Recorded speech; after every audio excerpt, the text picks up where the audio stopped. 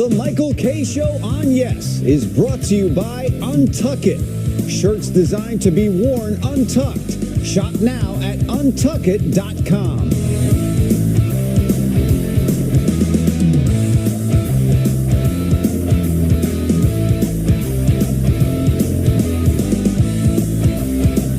Good afternoon, everybody. This is indeed the Michael K. Show. It's Friday.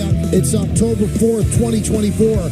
Michael, Don, Peter, what an amazing Met win last night. I do not deserve the honor of starting this show talking about the New York Mets. That should go to Don. Well, an unreal, incredible, exhilarating win. And I'm 56 years old, and I've been fortunate enough to see my football team win 4 Super Bowls. You know, growing up a Devil fan, seeing 3 Stanley Cups. Mets winning in '86 in the fashion in which they did. I don't remember 73 or 69. And then you see the runs that they made after that. But Michael, you can appreciate this, and Peter, hopefully one day you will too. Everything was hitting different for me this year because I'm watching the game through the eyes of my son, who's fallen in love with the game of baseball. And to be able to watch these moments with him or showing him highlights of it, it's hitting completely different for me. And the emotional investment I have is so reminiscent of '86 when I was a young kid and the world in front of me and putting sports first and foremost in my mind just made it so much more exhilarating and so much fun. I'm reliving that now. And to see last night, it's coming to an end. You see back-to-back home runs. They can't do it again, can they? How could they do it again? But then Lindor walks. You get the hit from Nimmo, first and third, 1 out. And at that point, I'm like, something's going to happen here. And who's up? It's Pete Alonso. And I remember texting you guys, here it is. And I thought we were going to split the difference with a walk.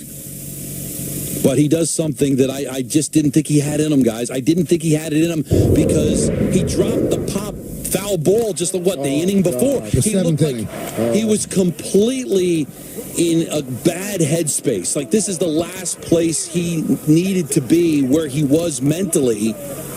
But what did Joe Garagiola say in '86? Baseball is a game of redeeming features. And that's what it was. He got his pitch. And I'm watching it sail over the fence. And it's been the Mets' mantra for the last few months. Oh, my God. Oh, my God. He hit a home run. And it's been so long. It's been, obviously, since '07 when the Giants won the Super Bowl in the fashion that they did. It's unbelievable. This team is like a zombie. They will not die, guys. They will not die. It's hard to ignore how special something is going on here. So we'll get to the Phillies in a little bit. But right now, just savor the flavor, man. Things like this don't happen very often. Matter of fact, they never happen. How shocked were you by that stat? He is the first player to hit a home run in an elimination game to win when his team is trailing. That's unbelievable. And Pete Alonso did it. The guy that just couldn't get out of his own way all year long was hand-wrapped. How often does it happen in sports, guys? You are gifted the opportunity to completely change the narrative of your season, to completely change the narrative of your career. And he hits the biggest home run of his life. And the Mets move on. Are you kidding me? How is it possible that they are still playing? So you got to believe it was from 1973. The late Tug McGraw said it. And it's, oh, my God, is what is the 2024 version. But for me, an old-time Met fan, you got to believe, how can you say this team can't do something? How can you watch last night, guys, and say it's impossible for this team to win a championship? It's impossible for this team to do anything. I'm not guaranteeing it, but what you saw last night was why you watch sports and you believe that literally anything can happen. Well, there are a few things that come to mind. First of all, Don, you just saying the oh my God thing. I mean, remember how early that song became a thing. Like, that's now taken on a totally different meaning than it even had earlier in the year, which is a lot of fun. But 2 things stood out to me. Number one, I was texting most often to no response because Don was too locked in the game. Anthony would occasionally throw me a bone. But They were so dead. Dead. They were so dead all day. Don, I said yesterday, well, the good news is they haven't looked like the Orioles. They became the Orioles. There was nothing. They could not do anything. And that brings me to my second point. Except for Francisco Lindor, who's 2 for 3. But, guys, the walk to start the ninth. It's like this little thing. Mike, I don't know if you felt the same way. It's a small step that encapsulates why he's been so brilliant for this team this year. And I heard in the postgame afterwards, right here on 880, in the dugout, the second Lindor walked, the entire Mets team stood up and was like, we can do this. The second you get a man on first, no one out, all of a sudden, Don, on a team that's been dead all night, that's practically a rally. And don't forget, and Howie mentioned him when we had him on yesterday.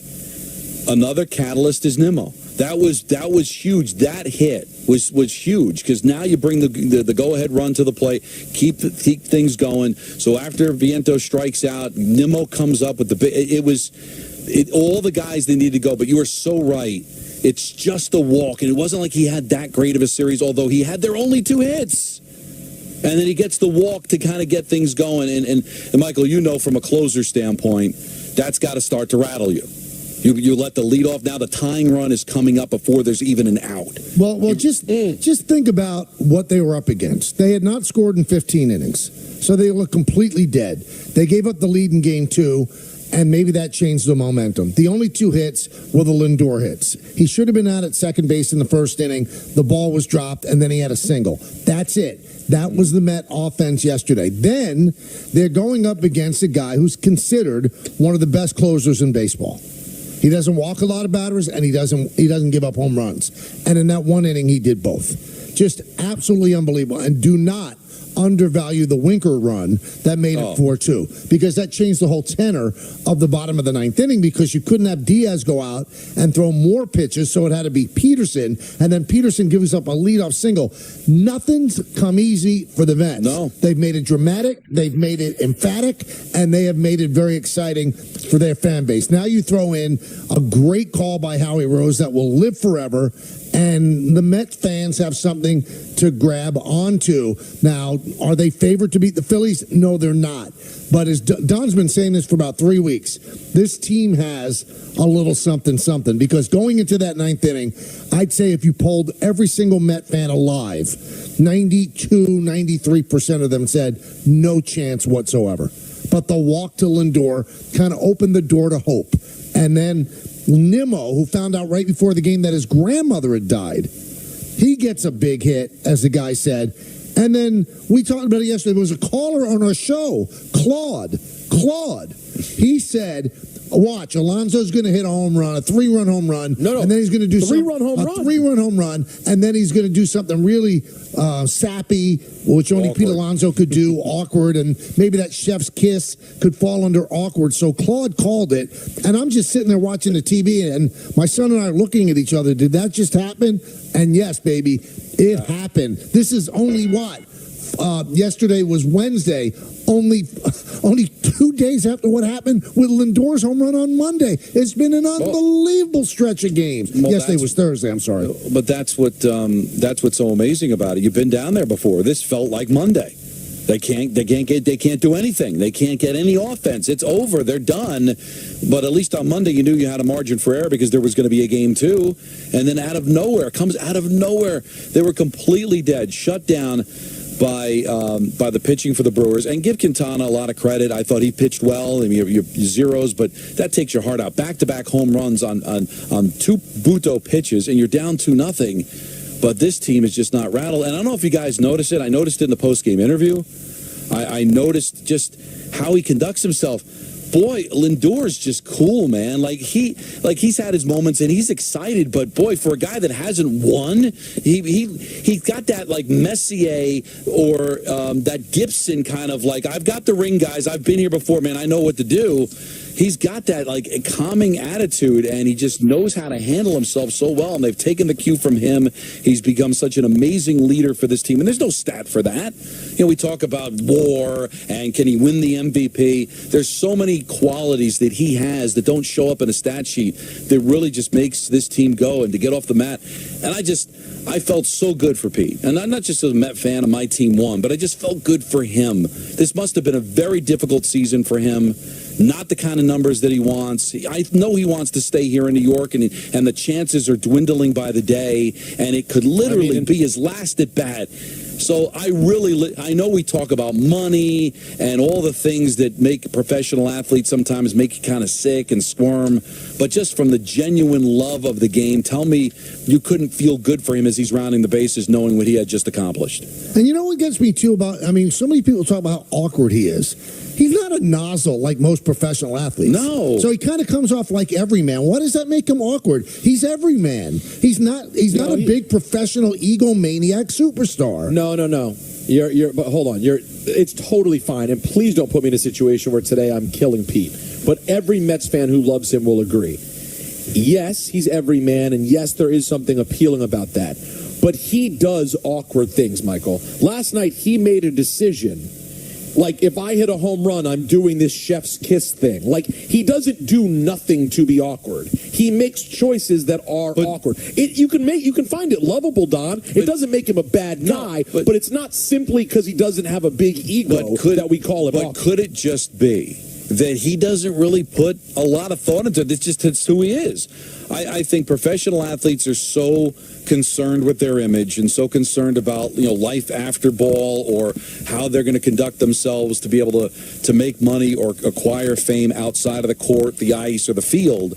I just think he's just himself. I mean, and I always use the analogy. Aaron Judge is the guy at the pool party in the dress shirt and the khakis, having a mixed drink, talking to all the women, and there's Pete doing a cannonball. He just did that. Don, that's who he is. Don, you want the perfect example? Do you see the video of Howie on the plane? Yes.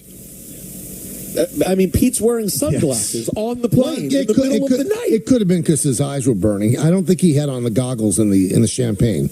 I did notice he was wearing sunglasses on the plane. Listen, it's honestly at this point, after that moment, I view it as part of his charm. It's just who the guy is. He's never going to be Lindor. But by the way, Michael, Lindor's a regular guy who doesn't have a huge ego and isn't a nozzle, but he doesn't do awkward things either. But you know what, guys, and maybe I'm dead wrong about this, but, I see the reaction. I've heard it today on the station. I see it on social media.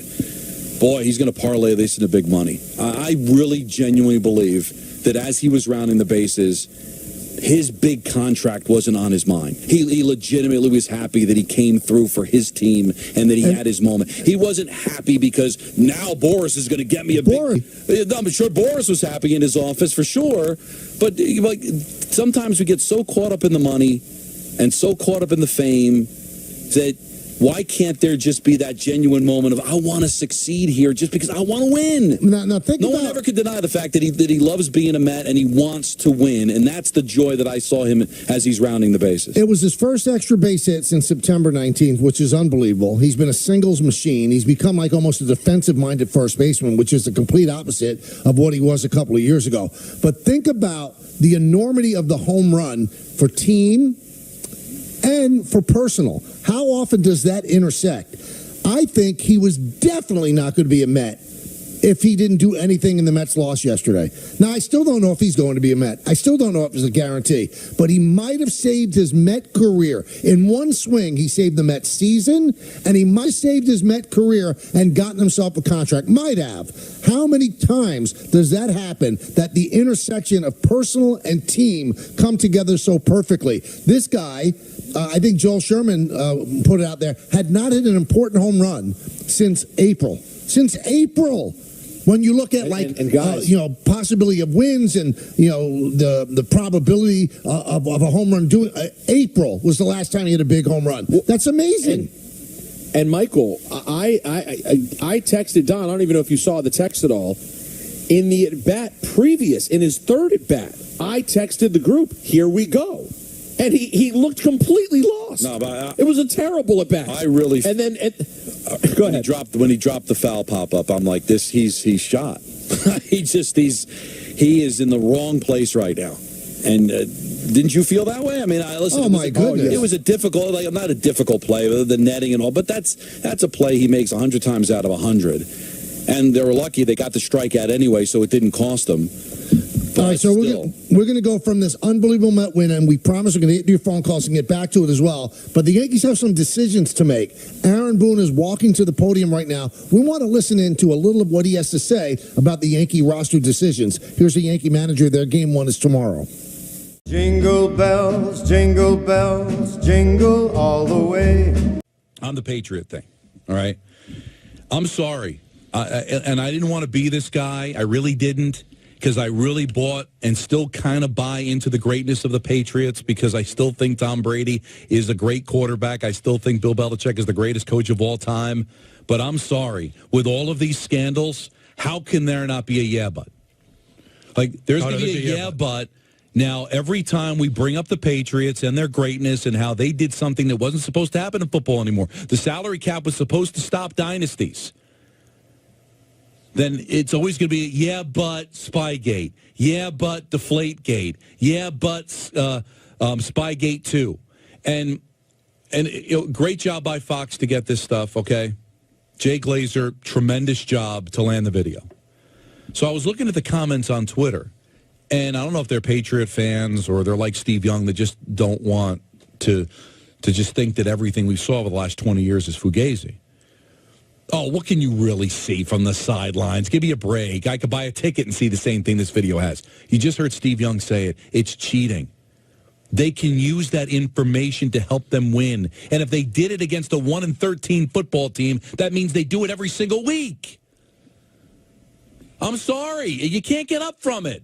Doesn't mean that the quarterback isn't great. Doesn't mean that the head coach isn't great. But is it just simple coincidence that they're the only team, probably in sports, that has won as much as they have over the last 20 years, have been able to figure out in a salary cap sport to be able to continue to win 8 straight championship game appearances, 6 titles.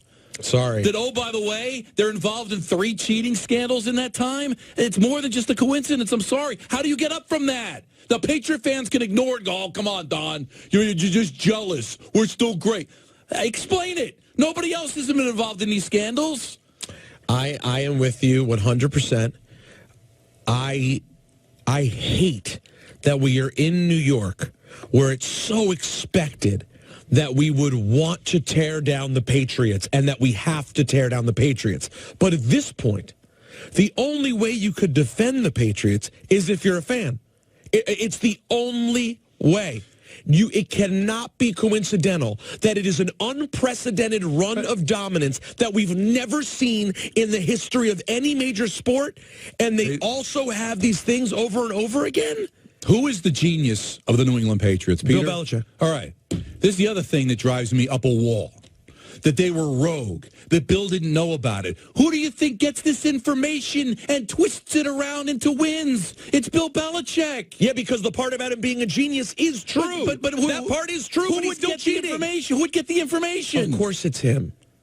What, there's some analytics department not related to him? I mean, come on. There's the plausible deniability always where it's, hey, guys, do what you can to get information. Wink. You don't know me. Wink. Let's hear what it sounds like. Oh, this is from Fox. This was the exclusive video Jay Glazer played yesterday during the pregame. This is when the Patriots videographer was caught by the Bengals staff. But I can delete this right here for you. Damage is done, my friend. No, it isn't, because we deleted it. Hold on, by the way, do you really have to have the Boston accent? Are you kidding me? But I can delete this right here for you. It's really... Are you serious? I can delete this right here. I can delete this right here, pal. We ain't got to do nothing about this, all right? How you like them apples? Are you, by the way, though, let me just say this, because Patriots fans are obnoxious, and I apologize to Patriots fans and my family who I love. How much does it stink to be hanging your hat on this all-time run? And by the way, if I sound bitter and pathetic because my team, let's suppose in 2007 when the Patriots were, that was the 18-0, right? 07. Yeah. Okay. So let's suppose my team maybe played your team, and you guys decided to leave your starters in and continue to score into the fourth quarter, and I believe the final score is 52-7. Am I bitter about that? Absolutely I am. However, man, does it take the starch out of all that history when this happens over and over again, and you have some yo-yo in a Patriots shirt getting busted with a camera. By the way, can I tell you something? You know the stadium holds 50,000 people, right? You know you could have any random person sitting anywhere in the stadium zoom in with their iPhone. How do you get busted using an actual camera with cards? Just have someone stand there with their cell phone. To be that much of a cheater and cheat so poorly. Yeah, and I can't imagine, it's just a hiccup. For this organization, as buttoned up as they are, come on, please. And this is coming from somebody that is a fan of a team that actually beat them twice in the Super Bowl. Wrong is wrong. Yeah, by the way, wrong is wrong. If you're a Giants fan, you don't even need to tear down the Patriots. You already tore them down both times you played. But wrong is wrong. Of course. And this is getting a little ridiculous here. But this whole idea, Bill Belichick didn't know. But he's the one that can gather that information and spin it into something because he's a genius. He's a mad scientist. But he's got a problem. Because they've already got busted twice for other scandals, including Belichick himself for Spygate. You're this brazen? To try to get an inside track to beat the 1-12 Bengals? I'm sorry, man. That's just bad. And you know what? The NFL's got to do something about it, man, because they spit in your face. It's true. Because they've been involved in scandals, been suspended, fined, draft picks taken away, and they're still doing it. So right now, Major League Baseball and the NFL, they both are going to be competing on what they're going to do with their cheaters. And you got to do something because obviously there are teams that feel like I can cheat because at the end of the day, with the championship I can win and with the money that I can get, it doesn't matter what you do to me. Take my draft picks away. Fine me, suspend me. It doesn't matter. It's not going to stop me from doing it. So these sports have to come up with something to stop these crazy people from doing this. They're cheating. It's like they're fifth graders on a math test. My God. But I'm sorry. Listen, Belichick is a genius. I give you that. I mean, he helped my team win 2 Super Bowls as the defensive coordinator, okay? But I'm sorry. It's a but. Bill Belichick's a genius. Yeah, but look at the cheating. Patriots, what a great dynasty. Yeah, but look at the scandals. No wonder they never fumbled for 7 straight years. They were deflating the footballs. No wonder they go to the championship game every year. They got inside information. And I dare you right now, walk into a 7-Eleven, steal something. And then when the cops get you, say, I'll put it back and see if that's going to get you off. The fact that they were going to delete the video means nothing. It's too late. You videoed it. Or we'll delete it. I'm sorry, officer. I'll give it back. Unbelievable. Yes, the 98.7 ESPN New York.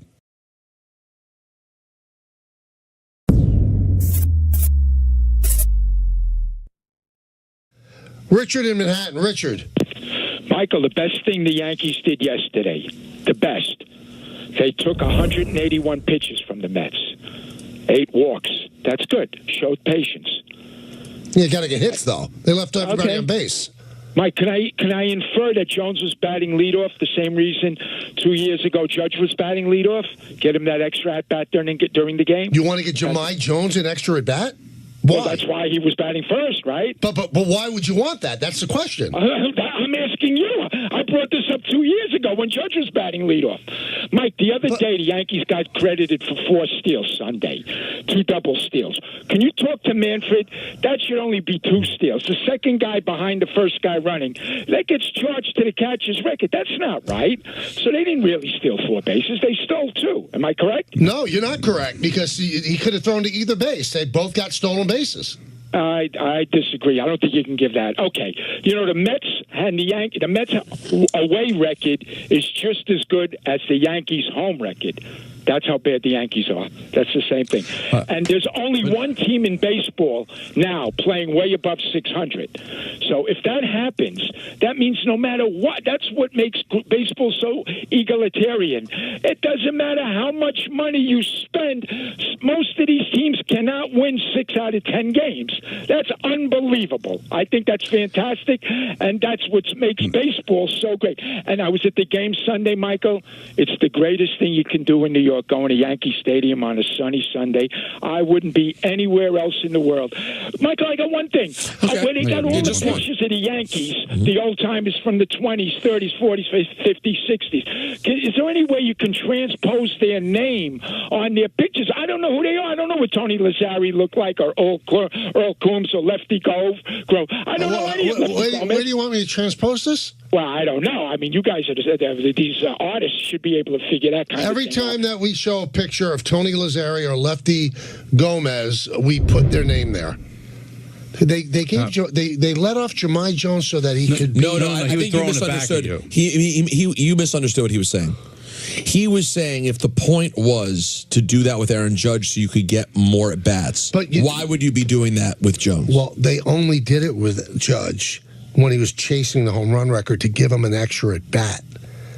That's not why people lead off now. Usually put a guy they lead off that you want to come bat for the 5th time. They don't have a leadoff guy. That's why. Right. So it wasn't trying to... So what, you think he's trying to be cute and give me the back end? Exactly, yeah, he was. He's not a dumb guy, Richard. He's smart. You might not agree with him. No, he was trying. He was throwing it back. You missed that one.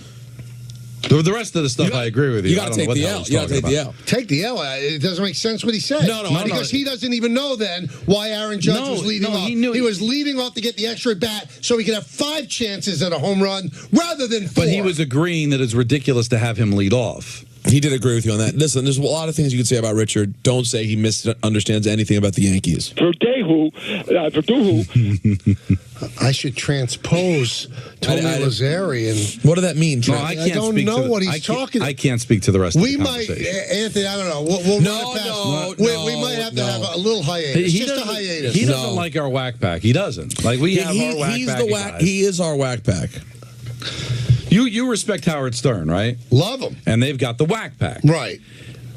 For all the reasons they were the whack pack and Howard took them, is the same reason we take our whack pack. You don't like them for the reasons that they're great. No. Give me a Marianne from Brooklyn. We don't have a Marianne from Brooklyn. We do. It's Richard. I mean, it's Griffin. You know what? But all the reasons you hate Griffin is the reason he works. No, I don't hate Griffin. You keep saying I do. Sometimes he brings it. Most times he doesn't. But the times he doesn't bring it, he brings it. Do you understand the point? That's what 2 days ago. That's what these callers are for us. They bring a certain thing to the table. But then when you look at social media, they don't want to hear Richard. They don't want to hear Griffin. Is that what they say? Yeah, but you look at social media, they want the full breakdown on why Aaron Judge is not batting cleanup. I don't know if we need to service those people. That was the most visibly frustrated I've seen Michael for a But he missed it. That's why we had to bring it up, because he was visibly frustrated over the wrong thing. Dude, if you lose, you don't win if you lose. There's no win. See, that's gold. I don't know. That's gold. Yeah, that's the thing. He doesn't appreciate what makes them, I don't think, great. Anybody can give a good call, sports-wise. But these calls are special. Right, because you never know what you're going to get. And I don't feel that way about everybody, you know? But I think we've developed one of the underrated part of the show the last year, I'd say, Don, is the real development of, our regulars. Yes. And I know some of them call all the other shows. I know that. But I think it's still more special. Do we truly have Jeff the Vomit guy? Do we? No, we don't. Jeff the Drunk. And also there's Jeff the Vomit guy, too. I don't know Jeff the Vomit guy. I'm not familiar. He's recent? Yeah. Last couple of years? I don't know if I need it. I say this affectionately, that our regulars are irregulars. Yeah. And that's what makes them great. That's right. Let's take a brief time. Towel out, if you want. I mean, I almost pulled hair out, and I can't afford to do that. No. What are you looking at? You don't like my shirt? I don't know what's going on with the undershirt color. I'm going to tell you why I have the undershirt on. Yeah. I don't need my hair sticking out. I appreciate that for sure. Yeah, you got a Wilson Brimley thing going from the natural. But why not a white undershirt? Didn't want to. Just wanted to go with a Superman. I wanted to pop my eyes pop. Don, it looks like he's about to just try to break into a Superman moment at any moment. Also, you got to mention this in ENN. Another reason why Brunson's the man. Just another reason. I can't wait. Just another one. I can't wait.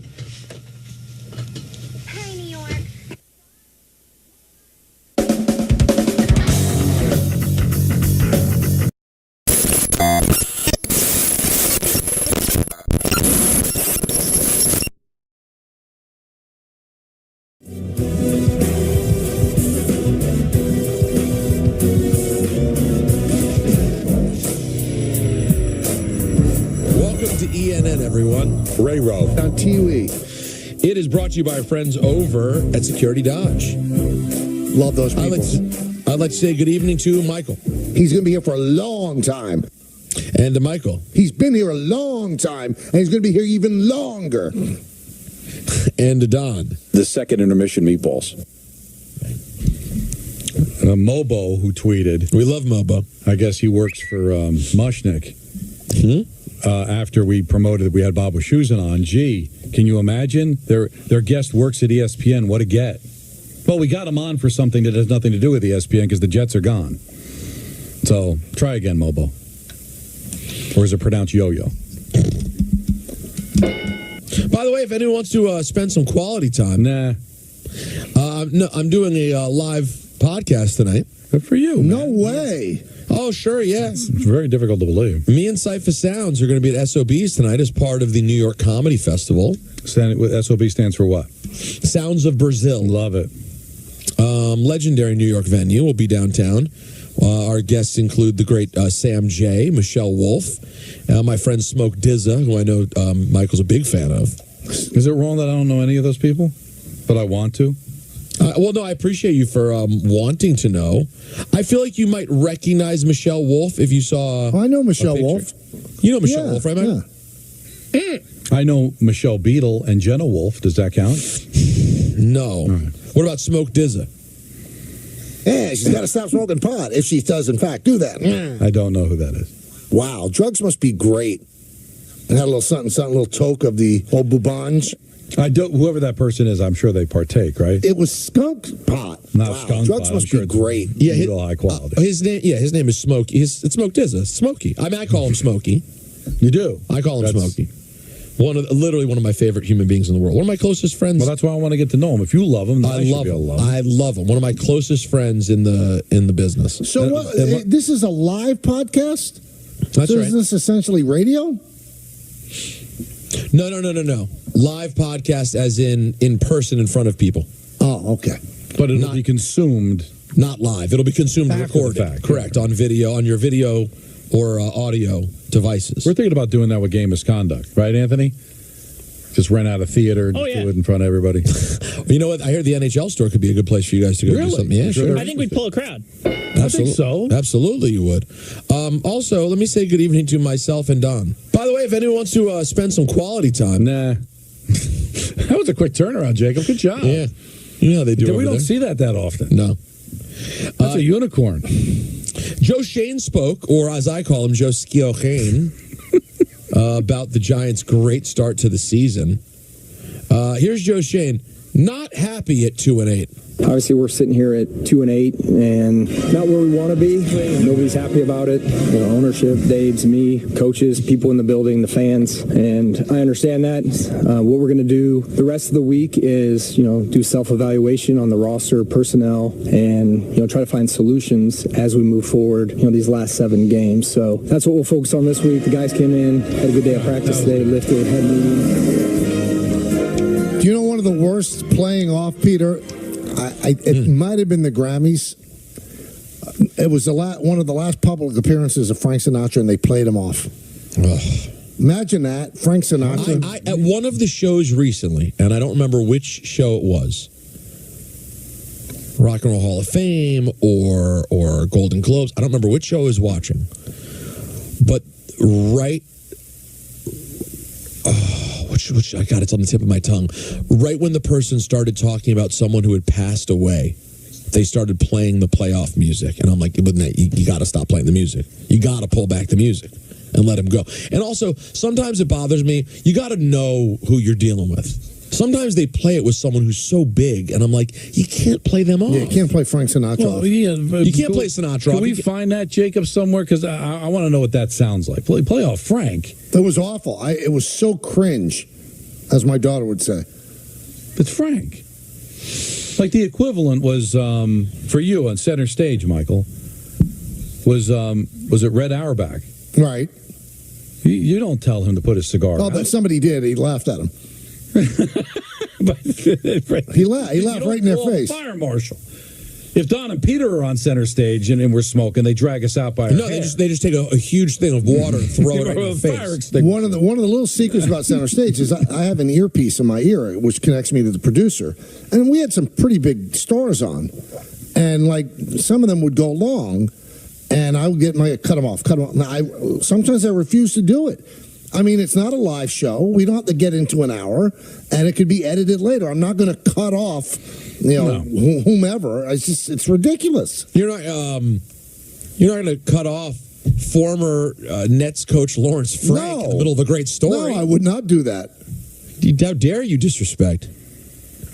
I do feel bad because I like Lawrence Frank, but if you are searching for somebody to reference on center stage that you can do that, that's the first one that pops to mind.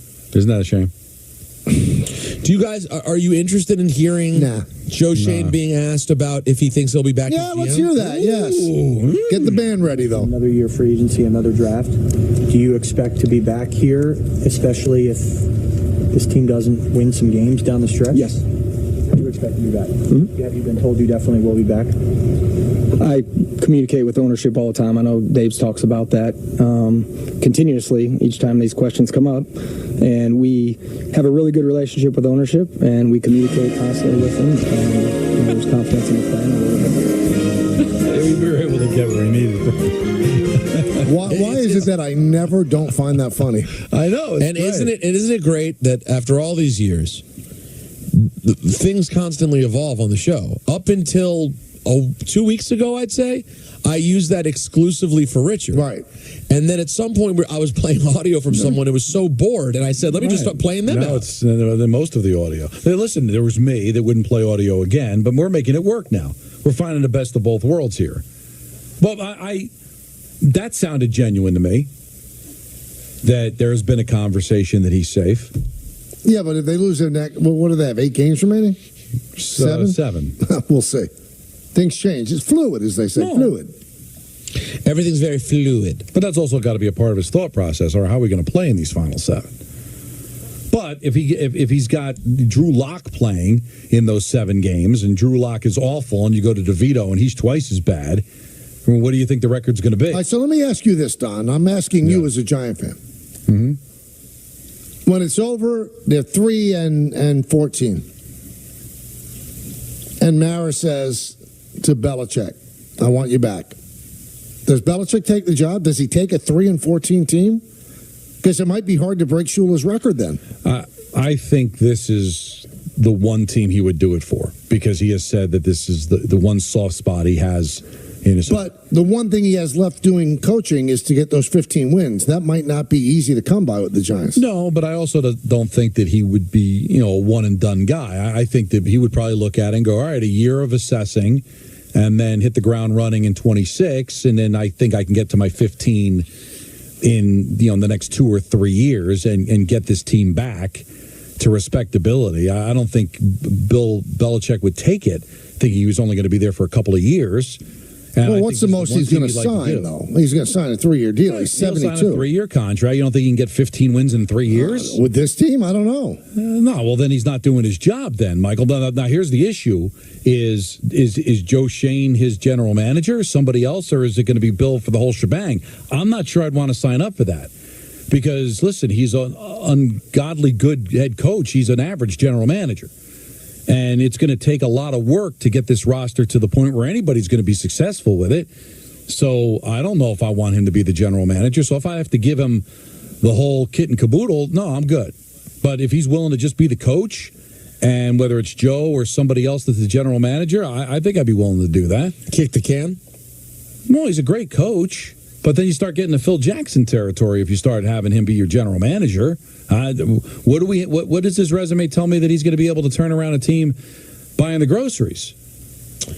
Hey, let's ask Aaron Rodgers something on Pat McAfee. Sure.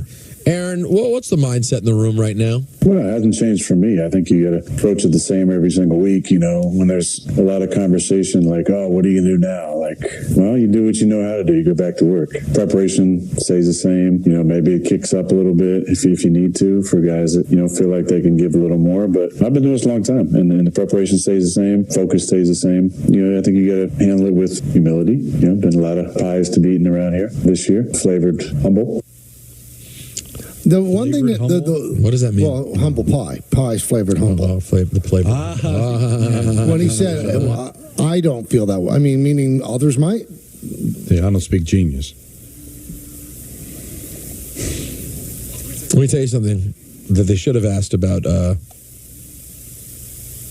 next season. I mean, this season for the squadron. I don't see the drop I was looking for. So oh, boy, you messed it up. Yeah, it fell apart. It was there. I swear I saw it. A lot of good at I lost it. I don't know what else he's going to say. Oh, here it is. Oh, here we go. The question is this season... Missed it. Probably wasn't worth it. Yeah, sure. Oh, well, but by the way, actually, Aaron Rodgers responded to that. He said there's still hope. You got to hold on to that beautiful thing in life called hope. And that's just, there's a chance. We're not mathematically eliminated. There's a lot to play for. At the end of the day, one thing that we can play for, whether we're 10-0 or 3-7, is pride. Pride in your performance, pride in the product you're putting on the field. I'm not wanting to let your coaches down, the teammates down, the guys in the locker room. Pride comes before the fall. One thing I saw in that team as they were losing 31-6 to the Arizona Cardinals, pride. And the two words that did not pop to mind during that game was hope and pride. Yeah, no. Right. I didn't feel a ton of pride when I was watching. I didn't see that. And I didn't sense any hope. When I saw players grabbing onto offensive players, having full hold of them, and then letting go and falling on the ground as they ran off, pride wasn't what hit me. All right, so we didn't get to this yesterday, but let's get to it today. As we already received the horrifying news that Dak Prescott will be out, season-ending surgery for Dak Prescott. So Cowboys got some problems, but the problems picked up yesterday when Micah Parsons was asked about Mike McCarthy, and his answer was interesting. That's above my pay grade about if Mike is coaching again next year. All coaching aside, coaching, Mike can leave and go wherever he wants, but the guys I kind of feel bad for is guys like Zach Martin and guys who might be on their last year on their way out, because that's who I wanted to hold the trophy for. You want to win games and do great things with those type of legends who put in more time and work than Mike McCarthy ever did. So those are the kind of guys that I have so much sympathy and hurt for.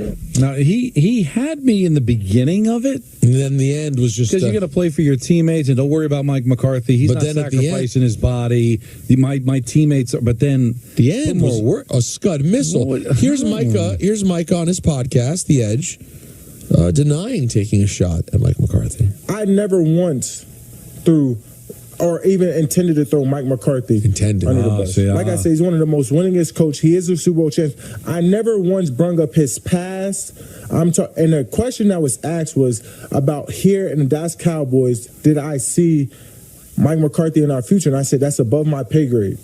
So never once did I ever intended or wanted to reflect on Mike McCarthy's career, because I always knew it was a good one. I've always had a great relationship with Mike McCarthy, and I never even put that in question. And for a guy like Rex Ryan, I just know he wanted to coach the Cowboys.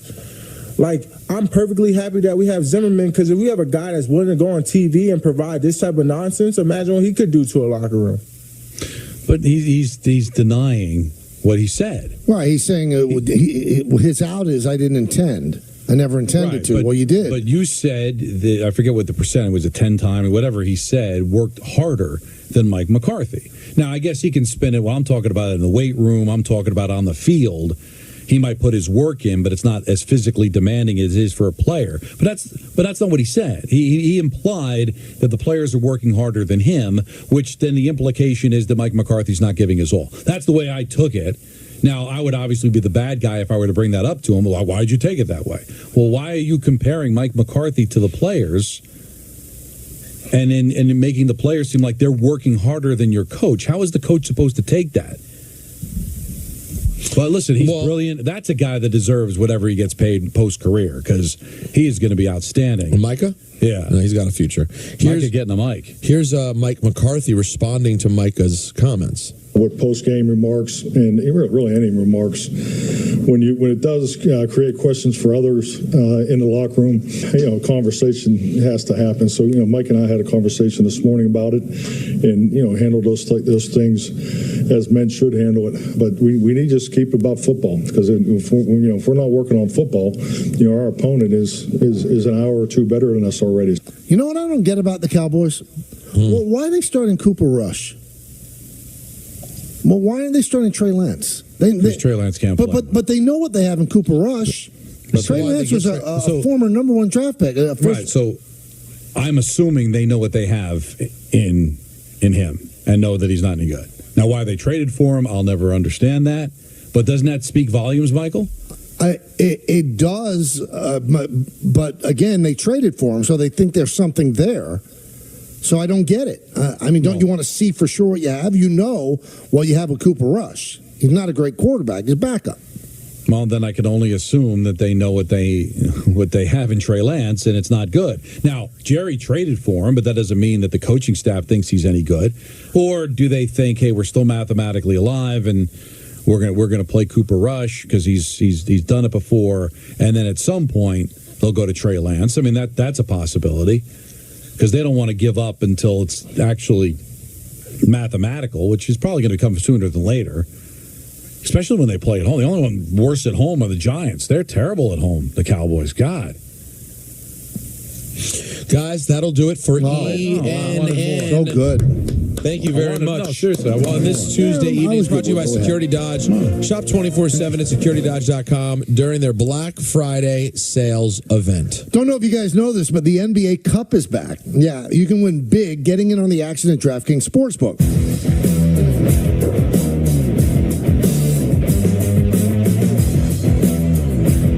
With ButcherBox, you never have to worry about what's for dinner. We deliver grass-fed beef, organic free-range chicken, humanely raised pork, wild-caught seafood, and so much more. Get high-quality meat sourced from trusted partners with free shipping always, so you can always be prepared and enjoy the important things. Sign up for ButcherBox today. People are always asking me, where did you get those shoes? Like sneakers perfect for holiday shopping and bringing all kinds of joy to your world. Or cozy booties that pair well with hot chocolate and holiday movie binges. And of course, the perfect party shoes for every event on your calendar this season. Find gifts for your girls or just for you in my collection at DSW. Switch to Square and join over 4 million businesses worldwide. Switch to fast setup and even faster checkouts. Switch to making every sale the way you want and the way they want, too. Switch to one system connecting every tool to every task, even as your business grows. Gain time and peace of mind with tools that bring everything together. Switch to Square today. Visit square.com to get started.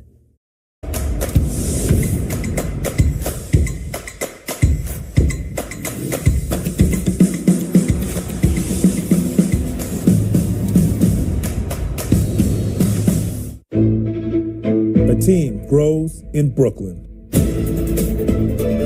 Block by block. Play by play. Shot by shot.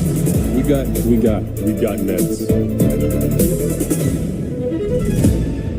You coming? Recently, Congress set an annual limit on Part D out-of-pocket costs to help Medicare beneficiaries better afford their medications. In 2025, that annual limit will be $2,000. Another new benefit, called the Medicare Prescription Payment Plan, helps beneficiaries spread their out-of-pocket costs into monthly installments with no interest or fees. To sign up, you must contact your Part D insurance plan at least 24 hours before you pick up your prescription. This is important because you can't sign up at the pharmacy counter. To learn more, visit www.loweroutofpocketcosts.org.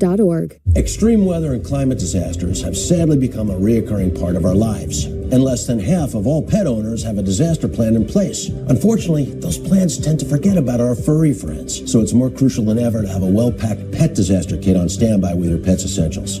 For over 140 years, the team at American Humane have been lending a hand to animals in need. Natural disasters threaten humans and animals alike, so take precautions to keep you and your pet safe. For more information, please check out AmericanHumane.org. I started having knee pain in my early 50s. I'm Phil Simms, pro football legend and TV analyst. My knee pain would wake me up during the middle of the night. It hurt me every time I played sports, if it was basketball, tennis, and even golf. I quit being active, and it got to a point where I want to be active, and that's why I'm sitting here today. Arthritis Knee Pain Centers uses an image-guided procedure that allows them to place an all-natural cushioning gel directly into the affected joint, restoring mobility and relieving your pain without surgery or downtime. I think what really surprised me is how easy it was and how there was no pain to the treatment. It's covered by Medicare and most private insurance. I have no pain. That's gone away. And I got to tell you, I feel great. I'm back to playing a little tennis. I played pickleball, which I said I would never do. Arthritis Knee Pain Centers, they relieve my pain and change my life. Call Arthritis Knee Pain Centers now and schedule your no-charge, no-obligation knee pain screening. Call 800-823-3160. In New York, all that anyone is looking for is a chance. In a place with endless possibility, New York Public Schools gives students the chance to find their voice in a chorus of millions, to play their first notes before striking a chord with the rest of the world, to learn small lessons in the gym before shining in the league, to not just study the stars, but see them up close. And every time you take a chance on the New York Lottery, our schools win. Stay ahead of your child's moderate to severe eczema, and they can show off clear skin and less itch with Dupixent, the #1 prescribed biologic by dermatologists and allergists that helps heal your child's skin from within. Serious allergic reactions can occur that can be severe. Tell your doctor about new or worsening eye problems, such as eye pain or vision changes, including blurred vision, joint aches and pain, or a parasitic infection. Don't change or stop asthma medicines without talking to your doctor. Ask your child's eczema specialist about Dupixent.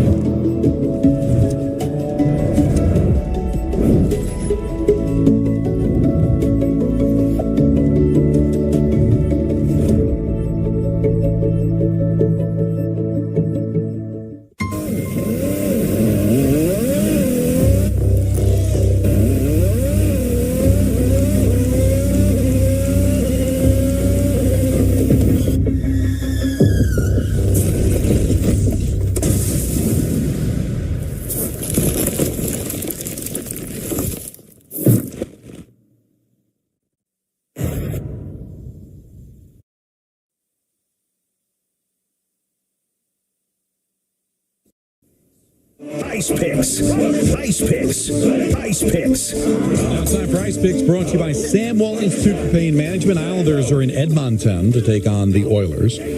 So I am going to go with anytime goal scorer. Why not? Connor McDavid at +120. Anytime goal scorer for Edmonton tonight at +120. That's Ice Picks, brought to you by Samwell Institute for Pain Management. For a pain-free life, visit SamwellPain.com today. Reprimanded by Wischusen on text, Michael. It's like he's hearing from his brother that I called his wife Wendy. You did that. His wife's name's Julie. So now we sound alike? Well, I was saying Wendy because the alliterative nature of it. I called his kids Wes and, William and Willie. You just went Wendy Wischusen because it works. Yeah, it works for me. But it's wrong. And apparently I'm the one that said it. And now you don't know your friend's wife's name. What's happened to you, Don? Really? What's happened to you? Bad. What happened to you? I've always been this way. Peter will tell you that. Yeah, no, he's been a bad guy. Yeah, I haven't for a long changed. time. Wow, they got that ice pick up in 20 seconds on X. I know what they're doing. Wow. Well, that or Anthony and I discussed this, and we know what's coming, and he can just send it out the second that it's red because there's a symmetry. There's a game plan. All right, so I'm so done with some of the things that happened today in athletics. Okay. Okay. Athletics. Gleyber Torres has scrubbed his Instagram of all mention of the Yankees. Oh, what will they ever do, Gleyber? What will they ever do that you've scrubbed them out of your Instagram? I mean, really? And I'm not just picking on Gleyber. Every athlete does it. What are you sending out a message? They probably don't want you back. Doesn't matter if you scrub them from your Instagram. No, but it sends out the message of it's just like the boyfriend, the girlfriend breaks up with the boyfriend. I didn't want to be going out. I would have broken up with you anyway. Exactly, but we know that's not the case. But you know what? I can't kill the players because it makes news, right? But what news is he trying to make? He's trying to make news that he's being preemptive. He knows he's not going to come back. So he scrubs it. It gets out there. You, the voice of the Yankees, goes on his afternoon show and says that it's been scrubbed, and it sends the message out that maybe he's done with the Yankees. Maybe he doesn't want to go back to the Yankees. And if the Yankees offered him $1.380, he'd come back. Oh, well, then all's forgiven because he got his $1.80. But if he ends up signing, but he ends up signing with Milwaukee, and he'll take the Mike Williams shot on his Instagram. There was a signing today in baseball free agency. This guy always gets a job because he's a pretty good player. Travis d'Arnaud signed a 2-year, $12 million deal with the Angels. Good for Travis. Yeah. Major League of Jays. Well, what does that mean? The Angels are Major League of Jays. And I believe his name is pronounced d'Arnaud. Listen, I wouldn't mind having him back as a backup catcher. I like him. You don't like Luis Torrens? I like... You're more history with d'Arnaud. Yeah, he's by the way, more like Dar, yes, am I right? that was for you. That might be point guard. Well, just since we don't have to make a point guard, as we found out, just have to sound good. No, since we're going with dad jokes, I heard one today on Instagram I thought that Peter would like. Did you hear about the superhero that had a lisp? What happened after he lifted weights? He was Thor. Oh. Well. No? Sure. No good? Let's go. Clown show! Clown show! Clown show! Clown show! Go to Wade in Rochester. Wade. Michael, how are you? Another great show. Thanks. A little bit of background. I'm a diehard Giants fan like Don, and I know this.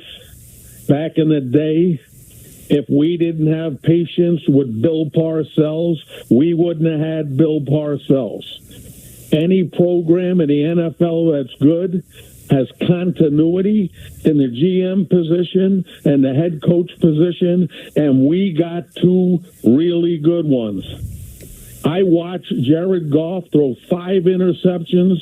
I live in Rochester, so I hear everything about our famous quarterback here, Josh Allen. And when they throw 2 picks and he throws 5 picks, nobody gets upset for one reason. They win. Right. So what are you saying? That Daniel Jones is good?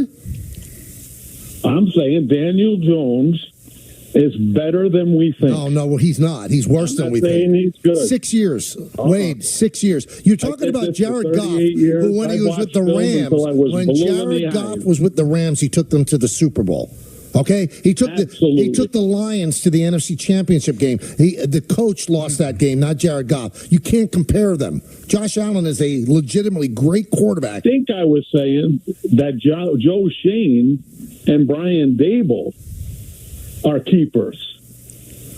I didn't say that Daniel Jones was a keeper. Then I don't think we understand what you're saying. I'm not understanding a word he's saying. But what I was able to kind of get through is, if they lost patience of Bill Parcells. Bill Parcells in 1983 went 3-12. Almost got fired. And in 1984, they go 9-7 and they make the playoffs and win a playoff game. So that's the difference. Now, Dable did go to the playoffs and win a playoff game in his first year, but there's a possibility in the next 2 years combined, they might have a grand total of like 9 wins. So it's apples to wrenches, the Parcells, because now you're talking about a resume of 2 years of losing and a first year that, yes, they did go to the playoffs and they won a playoff game, but took 2 significant steps backwards in the process. So if you want to keep Dable and Shane, I think it's a fascinating conversation. You could talk to 10 experts in the NFL, Michael, and probably get 5 that think they should go and 5 that think they should stay. I think it's a really difficult conundrum for John Mara on what to do if this season goes south. But don't compare it to Bill Parcells, who had 1 bad year and then goes to the playoffs the next year. The problem is his best year was his first year. It's like M. Night Shyamalan. His best movie was his first movie. And then since then, each movie's got progressively worse. That's what's happening with Dable and Shane. Their Sixth Sense was year 1. And it wasn't Sixth Sense. No. It was more like Signs. Yeah, it was reverse. If Sixth Sense was Signs. Or what was the superhero one? But I see the connection to Sixth Sense, though, because since then we found out they're dead. That wasn't where I was going. I like what you did there. His best movie was his first movie. But also... Samuel L. Jackson with the Bruce Willis is the only one that survives the train crash. Oh, yeah, that one. I know. It wasn't Signs, but it was... Was it Unbreakable? Unbreakable, that's it. Yeah. Now, I want to say I watched the most recent movie by M. Night Shyamalan. Mm-hmm. It's horrifying. Is it as bad as Lady in the Water? I think it's lower budget. He now makes movies that feel like TV movies.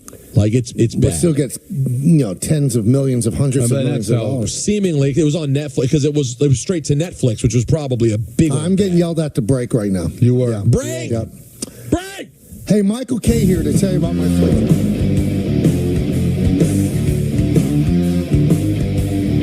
We're unboxing unbeatable values for your home every Friday in November, because every day is like Black Friday at Bob's. And our first unboxing is complete dining sets for just $5.99. We're serving up stunning mid-century style with comfy Bobapedic seating, a timeless extendable set with your choice of finishes, height, seating, and more, all just $5.99. I know, it's emotional. So check back every Friday for a new unboxing, because every day is like Black Friday when you dare to compare at Bob's. Hi, Eric. Hi, Mel. Is now good for a quick catch-up on your plan? Yes, now's great. Has anything changed since we last spoke? You know what? Yes, I'm thinking more long-term. Great. We'll make that change to your plan and adjust as needed. This helps a lot. Bye, Mel. Bye. Make sense of your money with Citizens. Dear non-stick surface. You're great for scrambling eggs, but to drive on, well, that's what it feels like when things get rough. Good thing we have amazing traction. Let's bond. Toyota all-wheel drive vehicles. Get Black Friday savings all month long. Lease RAV4 with all-wheel drive for just $299 a month. Find yours at Toyota.com. Toyota. Let's go places. Untuck It makes every guy look better. From tall to short, from big to slim. From our iconic button-downs for all shapes and sizes to a whole lot more. Try us today. Untuck It. We just make guys look better. Oh, and we make great styles for her, too. Shop the sale now at untuckit.com and more than 80 stores worldwide. Don't let a clogged gutter rain on your parade. Protect your home with LeafGuard, the only one-piece seamless gutter system guaranteed to never clog, no matter the weather. Never clean your gutters again with LeafGuard. LeafGuard's patented seamless design keeps leaves, pests, and sediment out while directing water away from your home, preventing wood rot and foundation decay, giving you peace of mind that your home and family are protected from water damage with the industry's premier maintenance-free gutter system. LeafGuard is the smartest solution in gutter protection, proudly protecting your home by getting it right the first time for a lifetime. From manufacturing to installation, LeafGuard handles the entire process from start to finish. Invest in your home with a company you can trust. Call 833-LeafGuard right now for a free estimate and save 20% plus $500 off your purchase and installation. LeafGuard, get it today, protected for life. Everywhere but the seat. The seat is leather. Alan, we get it. You love your bike. We do too. That's why we're America's #1 motorcycle insurer. But do you have to wedge it into everything? What? I don't do that. This reminds me of my bike. The Wolf was about the size of my new motorcycle. Have you seen it, by the way? Happy birthday, Grandma! Really? Look how the brushstrokes follow the line of the gas tank. Hey! Brought my +1. Jamie. Welcome to the Warehouse, home of Blitzball Battle 5, where the big leagues meet the backyard. Pro athletes and some not pro athletes. Hearts on the line. Games that matter just enough. Time to the final. Blitzball Battle 5 premieres November 4th. Watch all year round on Warehouse Games YouTube. Your attention, please, ladies and gentlemen. You're watching, yes,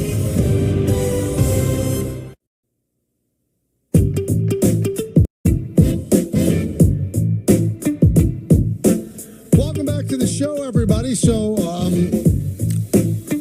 it's getting clearer now, the teams that look to be in on Juan Soto. But of course, as with every client of Scott Boras, there's always the secret teams that we can't figure out.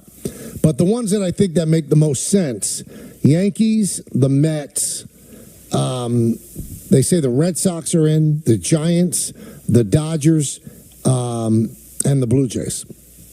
Now, there could be other teams that have the money. The Cubs have the money if they like. The Phillies have the money, so they could be in as well. But those make sense to me. And the Blue Jays have so much money because the family that owns the Blue Jays, they own all of cable in the country, not just Toronto. It's the Rogers family. Well, the Rogers have done well in They've Canada. done very, very well. So I don't think that there's any budget that they're going to bust. It'll be extremely intriguing to me, though, because the Blue Jays, before last year, they offered essentially the same deal that the Dodgers offered to Ohtani. And they didn't get him. And they probably would have offered more. But at some point, Ohtani was like benevolent and said, you know what?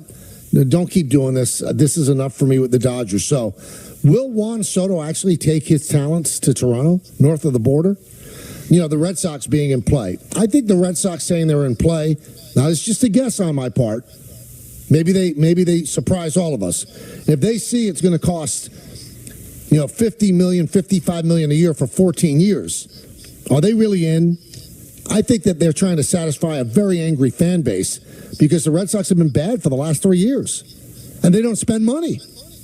And believe me, they print money like the Yankees do with Yes and the Mets do with SNY. Well, Cohen doesn't own SNY, so I take that back. But what the Yankees do with Yes and the Dodgers do with their cable company, the Red Sox own NESN. They own Fenway Park. Mm-hmm. So obviously they have the money. I just don't think that they're in play. Now, it makes sense for them to say they're in play because even if the Yankees sign him, you want that price to go up as high as possible. But I thought one of the great points made in the paper today, and it was by Mike Vaccaro, Don, he said, please stop with the history of the franchise. It doesn't mean anything to players. It means something to fans and sports writers. It means nothing to Juan Soto that the Yankees are the crown jewel franchise in all of baseball. It doesn't. Who's going to pay him more? The Mets or the Yankees or the Dodgers or the Blue Jays? That's what it's going to be. So it's going to be. And one thing that was written today, I think Jeff Passan had it. He believes that this is going to be done by the winter meetings on December 9th. So we'll have an answer. He thinks by December 9th it's not going to be dragged out, which I think is what every team needs. I think Buster had said December 15th, and so Passan December 9th. So we're all looking at, the beginning, during, or after, immediately after the winter meetings. So we're about a month away.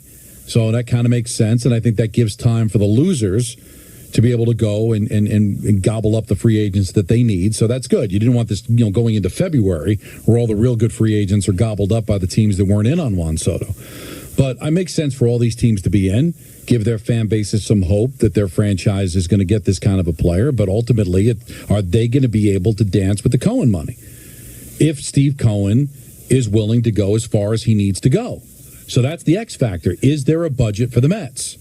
And does it exceed the budget of other teams? As you said, Blue Jays, very wealthy team. Red Sox, very wealthy team. We know how much money the Yankees have. But we all know none of them really come close to the wealth that Steve Cohen has away from the Mets. How much is he willing to dip in to that $20 billion he's worth outside of the Mets organization? How much? Or is Stearns going to tell him, no, listen, we're going to have to work within some sort of a budget, and we can't get that crazy. But, Michael, if he wants to pay him $60 million a year, then he's going to the Mets. I don't think any of these other teams are going to dance. I don't think the Yankees have any appetite to do it, and I don't think the Blue Jays and the Red Sox have the money to go that far. I think the Blue Jays do. Well, $60 million for 13 years? They might. I think the Yankees would say, no, we're not going there. Yeah, I don't think the Yankees will go there. The Red Sox, but you made the point. The Blue Jays are the national team in Canada. Ton of money with Rogers. But if Cohen decides to go now, I'll go 65. Are they able to get into, that auction house kind of back and forth? Who's going to put the paddle up with the number, the last time? And the suggestion is that Steve Cohen is that guy. But we don't know We know he can do that, but do we know he was willing to go as far as anybody else, and even more so? Do we know that for a fact? We don't. We know he's got the money to do it, but does he have the appetite to do it? And we know that starting, I believe, it's this week, are the Dance For Me meetings. And Francisco Lindor, we love those. Francisco Lindor is heading to California to be part of that meeting. It's just unbelievable to me. It's a charade is what it is. It's a charade because it's all going to come down to money because everybody that's going to be in certainly wants to win. And, you know, to make people fly across the country, again, not the most arduous thing when you're flying private, but still to do that for what? Especially the Yankees, for what? All right, so if it's something deeper than a dog and pony show, what are we looking at? A say in how the franchise is run? You know, could Juan Soto and Boris be asking for, hey, I want everything to run through me? No, well, that's an automatic no matter how great he is. Well, it might be an automatic no for the Yankees, but that doesn't mean it's an automatic no for, say, the Giants, who seem to get turned down by every free agent that they go after, or the Blue Jays, who seem to get turned down by every free agent they go after. I agree with you. I don't think the Yankees would allow it. But would the Blue Jays say, hey, yeah, you can run our franchise? I don't think so. Would the Giants say? I think that what we found over time is that active players are the worst GMs of all time. Of course. But I look at Toronto and San Francisco specifically, that they feel like they're close. Whether it's true or not, I think they both believe they're close. San Francisco's got a new GM. They were 2 games under 500 last year, but they're in a very competitive division. Arizona's very good, and we know how good the Dodgers are, and the Padres. They want to move up. Nobody seems to want to take their money. Buster Posey, is now running the show there. How far are they willing to go to finally land the big kahuna? I don't know. I would think they would have a limit. I don't think it's a good idea to give carte blanche to any player. But how many times do you want to be told no by every big free agent in San Francisco and Toronto? When's enough where they say, all right, we got to win one of these? How far are they willing to go to have that happen? I don't know. I mean, listen, all great players that are signed to long-term contracts, they're I wouldn't say they're part of the decision-making process, but they're certainly alerted what's going on. I mean, Aaron Judge was alerted when they were getting Juan Soto. That's what you do to a franchise player. So he will be made aware. I don't think anything's going to take him by surprise. But if you ever give up any kind of authority to a player, David Stearns wouldn't do it. No. Brian Cashman would never do it. I don't think Buster Posey just got the job. Buster Olney wouldn't do it. Would not be giving. The champ wouldn't do it, Peter. It doesn't. Don't get me wrong. I'm not saying that you're the general manager, but we've all agreed that things get run by Judge, but based on the amount of money that they paid him. Aaron Judge is a part of the process. He's not the process. He's part of the process. Is that what Juan Soto's asking for? Like, I want a seat at the table right next to Judge. When you guys have meetings about free agents and trades and direction of the franchise, if Judge has a seat at the table, I want one right alongside him. Like something like that. Are we talking about that? I don't know. Are we talking about a percentage of T-shirt sales? I don't know. Because it probably just is a glorified dog and pony show. Jump for me, dance for me, clown. That's probably what he's doing. This is the thing that bothers me, and maybe I'm just too sensitive about it. I think it's unseemly. Now, I believe that he should get as much money as he possibly can. He should break every record if he can. You should have teams bidding against each other. But having them make presentations to you like this, and somebody told me that, Scott has put out like a dossier of over 100 pages. He's not telling any GMs or owners anything that they don't know. The analytics have caught up with Scott Boris's analytics. So, I mean, again, having the Yankees, who you know more about than any team other than the Nationals, fly out there to do what? So, again, I just think he's a good guy. He handled himself in a really great way all year. Why do this? Why make people dance for you? Again, some professional athletes, like LeBron, never got the chance to be seduced by a college. They never got recruited. So I think they want to feel the love. But if I'm the Yankees, and I knew that I'm going to offer the most money, I'm not saying that that's the case, I'd say, Yeah, you kind of know what we're about. But you can't, because if you don't get them, then your fan base will jump all over you. Why didn't Hal fly out? I don't understand. Why did the Yankees play so hardball? But it's unseemly. It really is. It feels that way, unless there is something else to ask for. Now, educate me, Michael. If you were to give him a percentage of merch, does that also fall under the threshold? As income, right? So it's just like a salary cap where, even if it's not money. Like I remember having a conversation, what if they offered, the Knicks offered LeBron James a helicopter to take him from Manhattan to Westchester every day? But that would count towards the cap. It would count as salaries. You can't do it. All right, so it isn't anything like that. Now, you also said, or at least Alex said, that the rumors of a merchandise tent with Alex Rodriguez was BS. Right. That didn't happen. But that's according to Alex. Is Alex telling the truth? Well, I think something Boris was asking. I think that what happened, because he didn't ask for it from Texas. He didn't ask for it with the Yankees. So when he signed that new deal, but I think it was this. I think that's, Scott Boras can ask for the moon, right? Mm-hmm. And I think that Steve Phillips was under marching orders from the Wilpon. They did not want to swim in the deep end of the pool. And they said, you come up with something that, we're not going to, we can't sign him. So I think Steve Phillips would have loved to have had him. Yeah, because it ended up being the 24 and 1, right.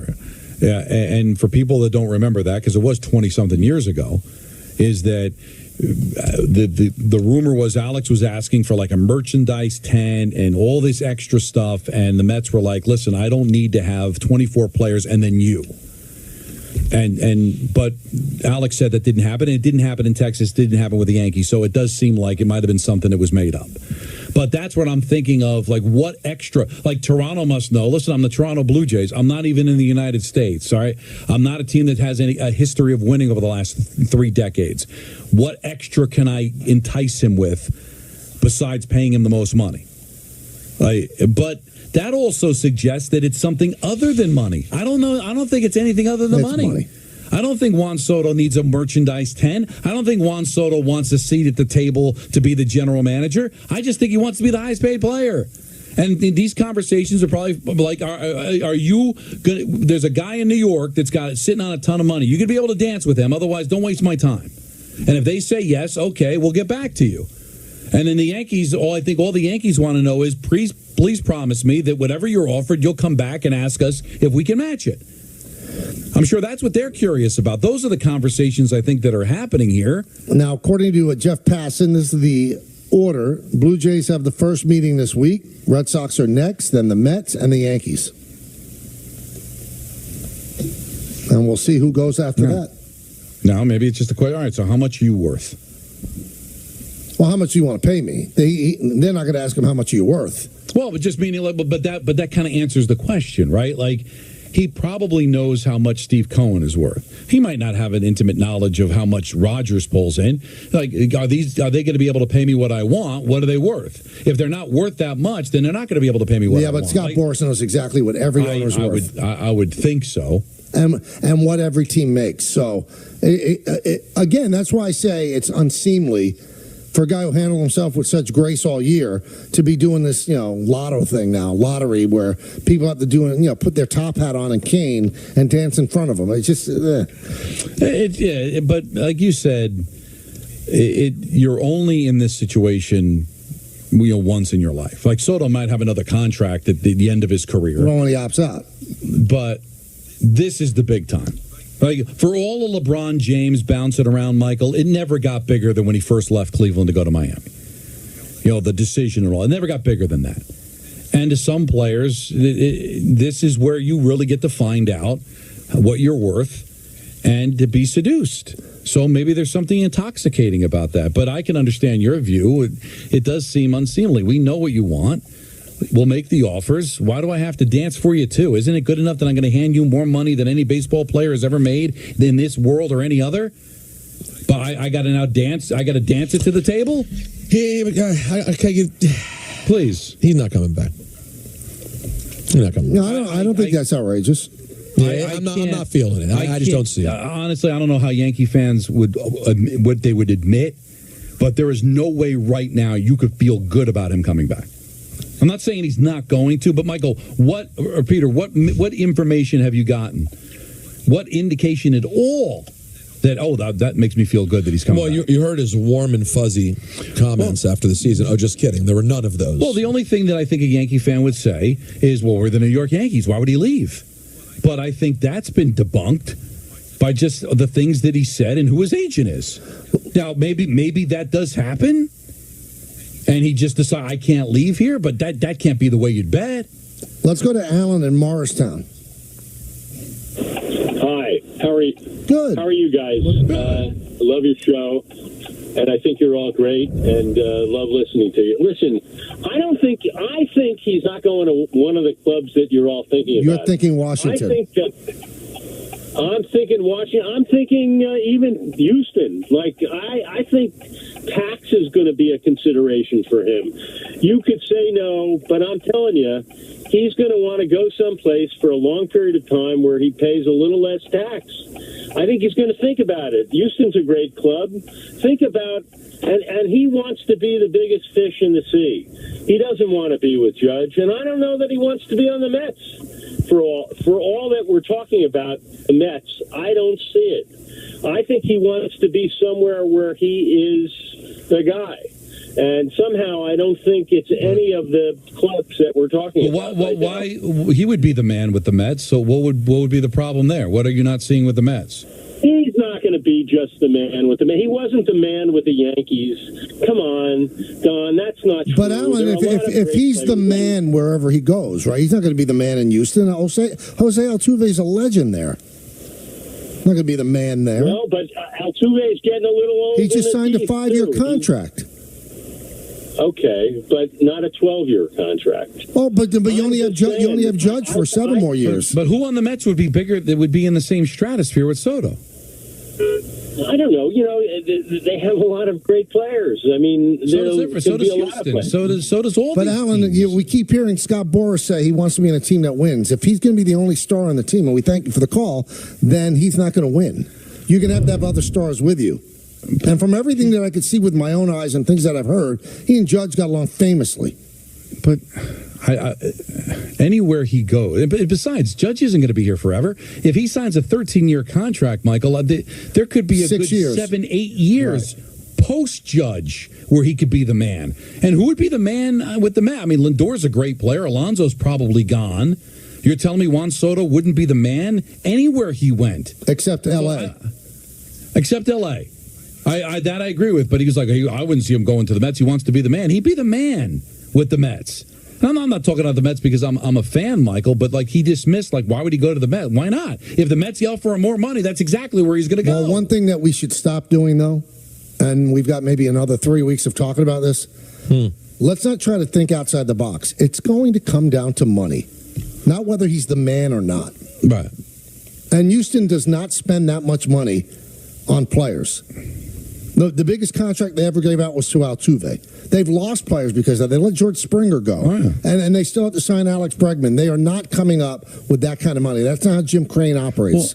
Well, and also, Michael, if there is a smidge less, then it could be to a place where taxes come into being. But taxes are a problem in New York. Taxes are a problem in California. Taxes are certainly a problem in Canada. How are they in Massachusetts?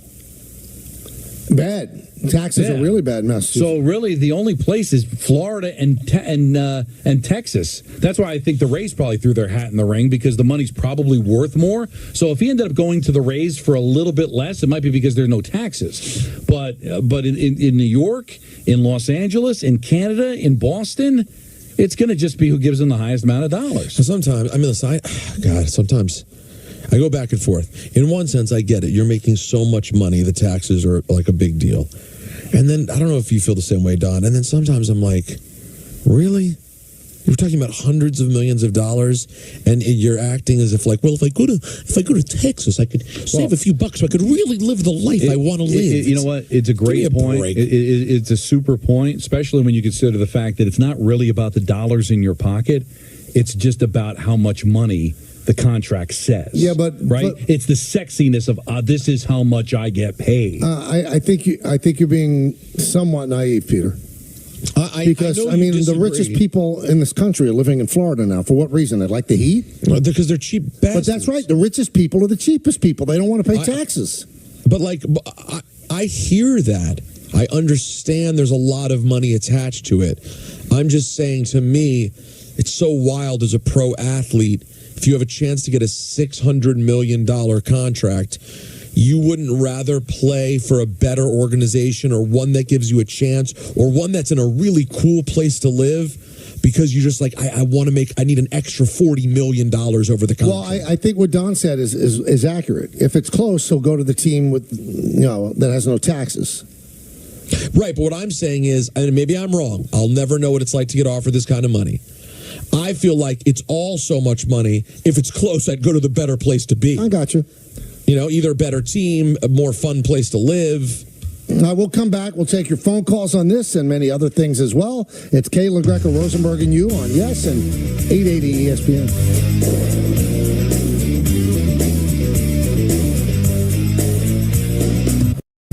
The Michael K. Show on Yes is presented by Untuck It. Shirts designed to be worn untucked. Shop now at untuckit.com. Untuck It makes every guy look better. From tall to short, from big to slim. From our iconic button-downs for all shapes and sizes to a whole lot more. Try us today. Untuck It. We just make guys look better. Oh, and we make great styles for her, too. Shop the sale now at untuckit.com and more than 80 stores worldwide.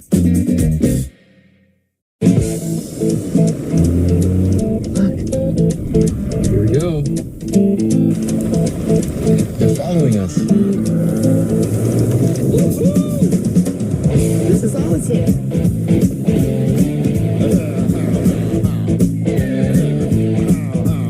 Idiot. The first ever Nissan Rogue Rock Creek. Now, get 3.39% APR financing for 60 months on the 2025 Nissan Rogue Rock Creek. Yes Network is now streaming on Fubo. Watch the Nets and more of your local teams. Streaming live on all your devices. Plus, over 350 top channels. Start watching at FuboTV.com. Did you get the Duracell batteries? What's it matter? Batteries are all the same. Incorrect. Only Duracell is built different with Power Boost ingredients inside. Power Boost ingredients are a unique blend of nickel and lithium. No other batteries have them. Power Boost. A team grows in Brooklyn. Block by block. Play by play. Shot by shot. We got Nets. You coming? This land is your land. This land we love belongs to all of us. Yet not everyone is treated equally. Right now, millions of Americans are fighting for the things promised to all by the Constitution. Learn how the ACLU is defending the right to vote, free speech, and other civil liberties at myaclu.org.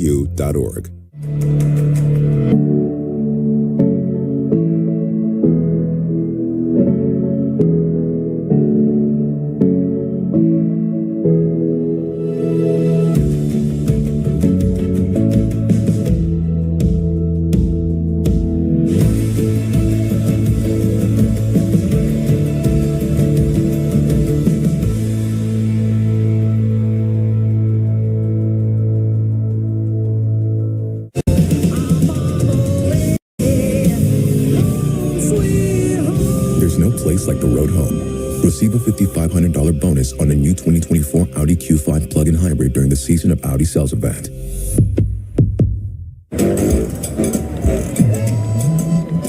It's big, it's back, and it's only $6. Get the big box y'all love today. And this holiday season, you can order a Cajun-style turkey at your local Popeyes. Love that chicken from Popeyes. The hottest ticket in town just got a holiday makeover. That's right, we're unboxing unbeatable values for your home every Friday in November.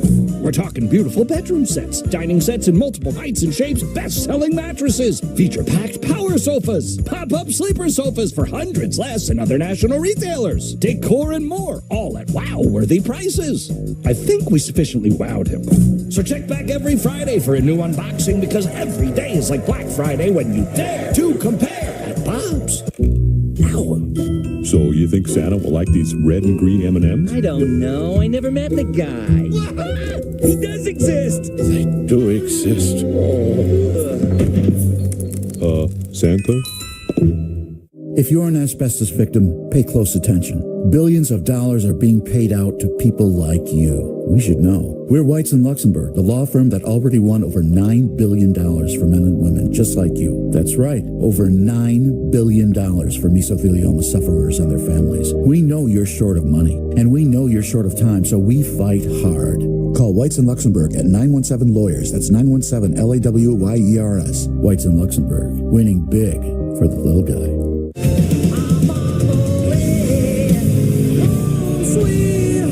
There's no place like the road home.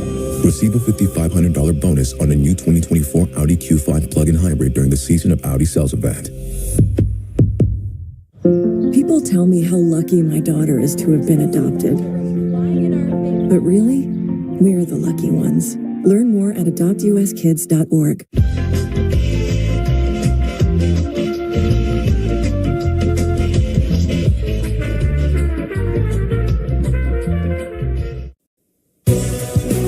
Tomorrow night on Yes, the Nets return home to Barclays Center to face the defending champion Celtics. They took them in overtime last week in Boston. Can they pick up a win at home tomorrow? We'll just have to tune in and find out. Our coverage begins with the pregame show at 7, followed by opening tip a little after 7:30. It's the Nets and Celtics. Tomorrow night, coverage starting at 7 right here on Yes, and streaming, of course, on the Gotham Sports app.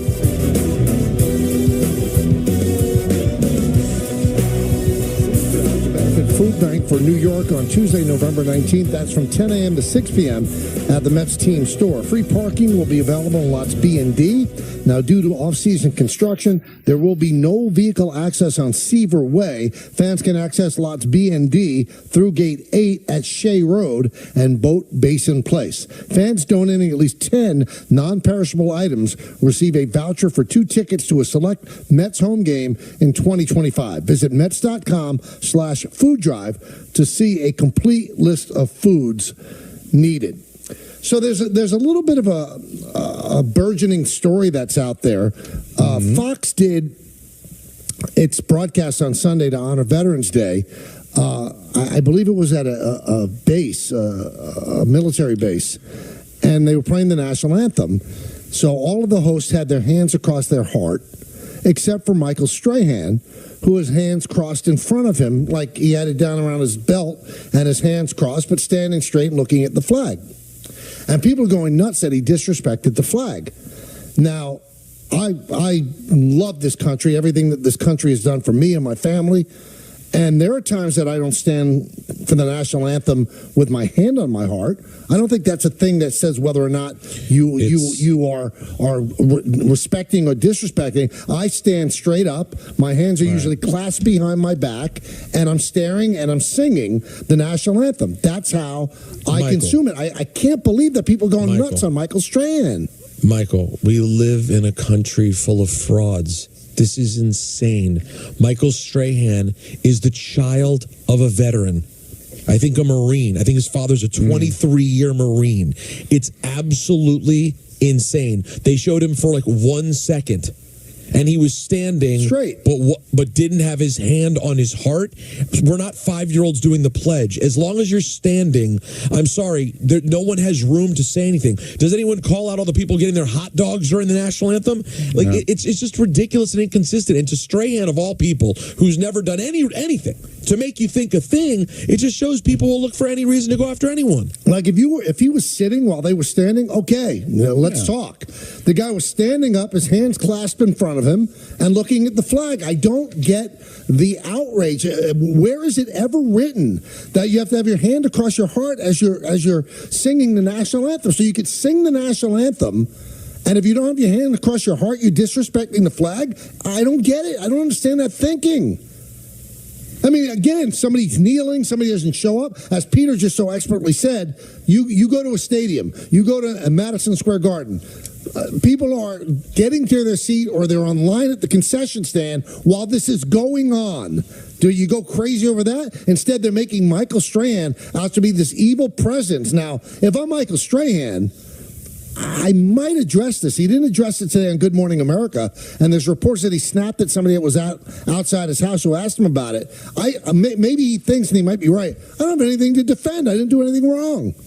Because on Veterans Day, he actually tweeted out a picture of his dad, his hero, in his uniform. So, I mean, this to me, it's a little much ado about nothing. It is amazing that like history and lineage and all that doesn't matter. It's 10 seconds on video of him not, having his hand on his heart. Do you put your hand on your heart every time there's a national anthem? I try to, but I was just thinking about this. Like if I'm calling a Ranger game, and if they put a camera on me and Dave during the anthem, you will see Dave takes his headset off, and he has his hand on his heart. A Canadian, by the way. And honoring the flag because he's a tremendous human being. I don't have that luxury. I've got to keep my headset on because I'm being talked to back at the studio.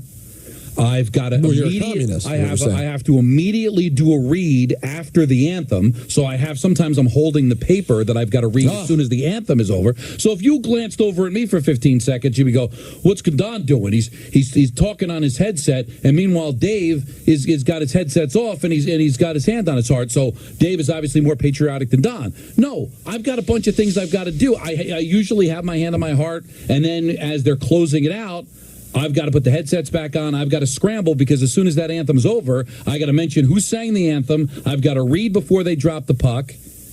I've got to give the starting goaltender. So there's things I got to do. I don't know. Don, what was happening at that particular moment. Well, I guess Thank you for laying it out for everyone. The only thing I ever learned when I was a kid growing up in public school in New York is you put your hand on your heart for the Pledge of Allegiance. The Pledge of Allegiance. I never was told you have to have your hand on your heart for the national anthem. I've never heard that.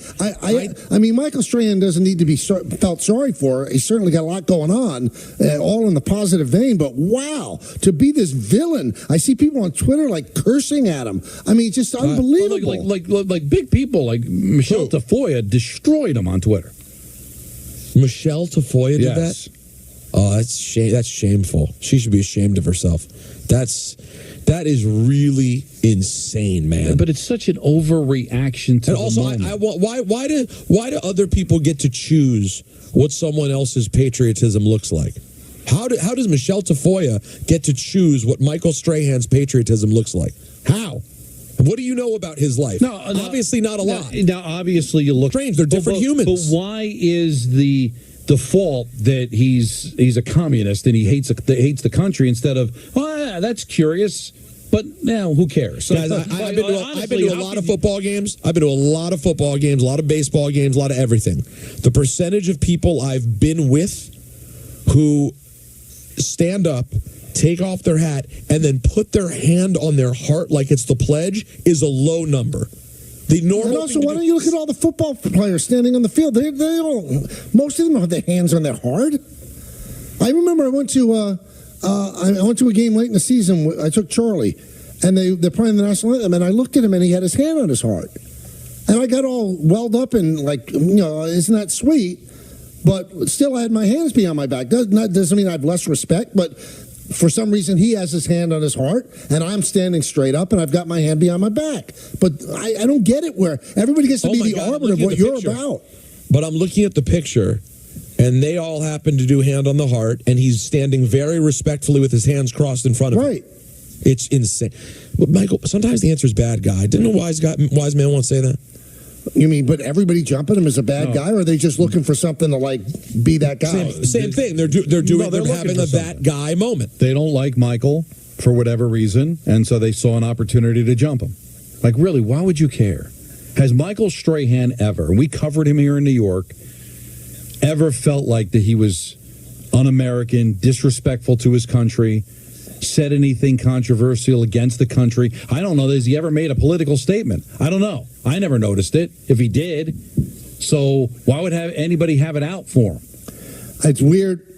Well, you know, maybe he's too successful, so it's time. People think it's time to bring him down. Or just people are just like hunting for this garbage, you know. And most of the people that are doing it, like Peter said, would probably not know what's going on in the anthem because they're shoveling nachos down their throat, or they're waiting online for nachos, or decided at this moment I'm going to go use the bathroom. I think it's very clear that we have different standards of what being patriotic looks like, and that being your standard is bizarre. Let's go to Tori in Brooklyn. Tori. Hey, how's it going, Michael? Good. Peter, Don. I just had a quick question. I'm not trying to. You know more about baseball than I ever do, so just take what I'm saying with a grain of salt. But I guess I don't understand why you're so angry or oppressed, or you don't get it that these teams, that Juan Soto wants these teams to meet with him, or you view it as dancing. He can do whatever he wants. Of course. He's the player. You're absolutely right. So it doesn't matter. So it doesn't matter. Even if he said, I want you to travel to Germany, leave to Germany, and then catch a flight back to L.A., and that's only who I'm talking to, he can say whatever he wants. Now, they don't have to agree to it. Yeah, but they do. I don't think we should. But, Tori, I couldn't agree with you more. I could not agree with you more. But what does he need to do it for? All they have to do, who's offering him the most money? What's the deal? But he could. Yeah, I know he can do whatever he wants, but don't you think it looks a little weird? No, that's what I'm saying. Even if that's something that I wouldn't do, if that's what he wants and that's what he feels, it doesn't matter. We have no argument. We have no disagreement at all, Tori. He can do whatever he wants, and you know what? We thank you for the call. He's doing exactly that. Listen, guy who works in my building who's a big Yankee fan was talking about it with me yesterday, and he said it's sort of like if someone was, you went to go see a house that you wanted to buy, and you already saw it, and then the owner says, hey, you know what, come by again, it's really out of the way, it's really hard, but I want to talk to you in person, please come see me. And you're like, but I already saw the house, I did everything. But the bottom line is, if you know you want that house, you're not going to let the owner get in your way. And if they really want Juan Soto, I would highly suggest and imagine you don't let your pride get in the way. It's annoying. It's kind of stupid, but if you think you need the guy, you need the guy. And that's why they're all going. And he's a great teammate once you have him. It's not like he acts like that day to day. But what I would say to the caller is, just because he can do it doesn't mean he should, or that it's right to do. It's kind of unnecessary, especially for the Yankees. What are the Yankees going to tell him that he doesn't already know? He spent the last year with the Yankees. So it was 162 games plus the postseason. What does Hal have to tell him that he doesn't already know? Like some of these places, maybe he doesn't know what it's like, what the neighborhoods are in Toronto, and maybe he wants to check out where he's going to live. All right, that makes sense. Now, Boone is going there too, right? He spent every day, essentially every day, since February 21st until the end of the World Series, the end of October, with Aaron Boone. He knows how Aaron Boone manages, how he interacts with his players, everything. He knows everything about Aaron Boone. Why is Aaron Boone going? Because they want to show the love. They want to bend the knee. They're all bending the knee. But what it comes down to, in my opinion, bending the pen. Who's going to give him the biggest offer? Right. And as Tori said, he has the right for asking anything he wants. He can ask for anything. Because let me ask you this, Michael. Is there a world in which the Yankees offer $60 million a year and the Mets offer $55, and he goes to the Mets because Hal didn't make the trip to California to talk to him? No. That world does not exist. No.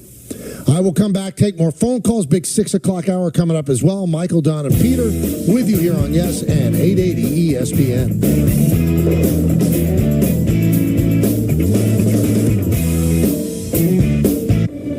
Well, if you want my 2 cents on interest rates, we got options. My 2 cents. This one's priced to sell. My 2 cents? My 2 cents? My 2 cents? My 2 cents? My 2 cents? Here's my 2 cents. I'm planning for the future. Interest plus interest equals more interest. Come on, man. You can drink it. Hi, Joan. Perfect timing. I have a few questions. Of course. Let's look at your plan. Untuck It makes every guy look better. From tall to short, from big to slim. From our iconic button-downs for all shapes and sizes to a whole lot more. Try us today. Untuck It. We just make guys look better. Oh, and we make great styles for her, too. Shop the sale now at untuckit.com and more than 80 stores worldwide. When you order Domino's online, we'll give you a free pizza to use for a future pizza emergency.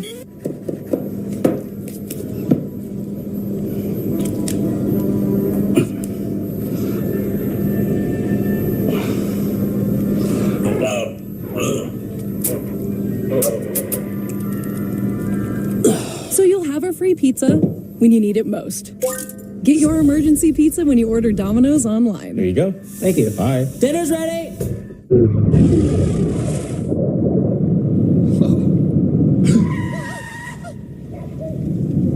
Eyes forward. Don't drive distracted. What if you went to your secret hiding place and found this? All drug use comes with risk. Before those risks become real, know that you can quit. For help with drug use, call 1-800-662-HELP for free and confidential information and treatment referral. Or go to samhsa.gov/knowtherisks. Teachers are dynamic leaders, shaping a new generation. Innovating to prepare students for our fast-changing world. They're skilled experts, discovering a universe of solutions, telling stories, inspiring, mentoring, connecting cultures, leading by example. Teaching is a journey that shapes lives. Are you ready to begin? Explore teaching at teach.org. I debate all day. It's what I do.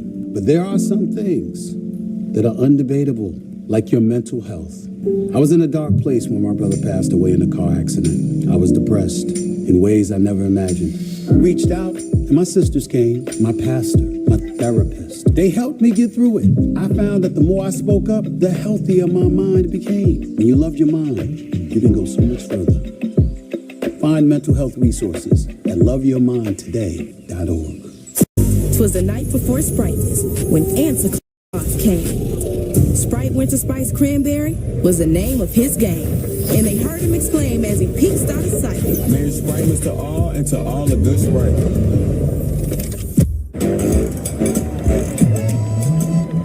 It's big, it's back, and it's only $6. Get the big box y'all love today. And this holiday season, you can order a Cajun-style turkey at your local Popeyes. Love that chicken from Popeyes.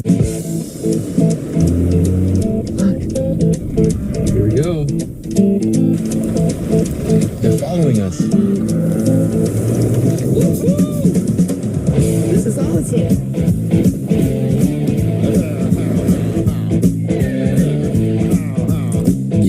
The first ever Nissan Rogue Rock Creek.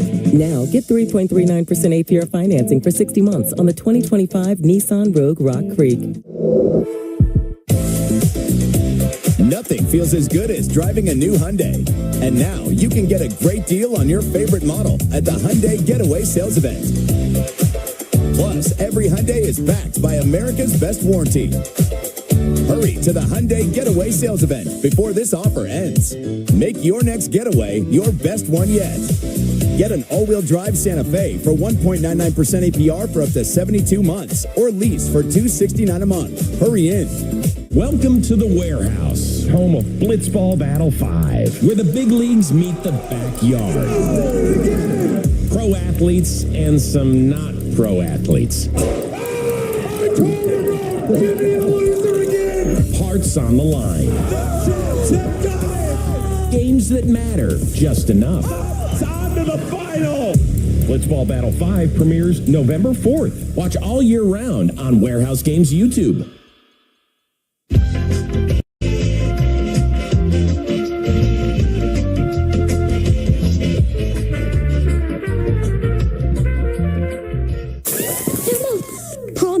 don't vape, Emma. Wacky sitcom teens aren't the best people to talk to your kid about vaping. You got a minute? You are. Talk to your child about vaping today.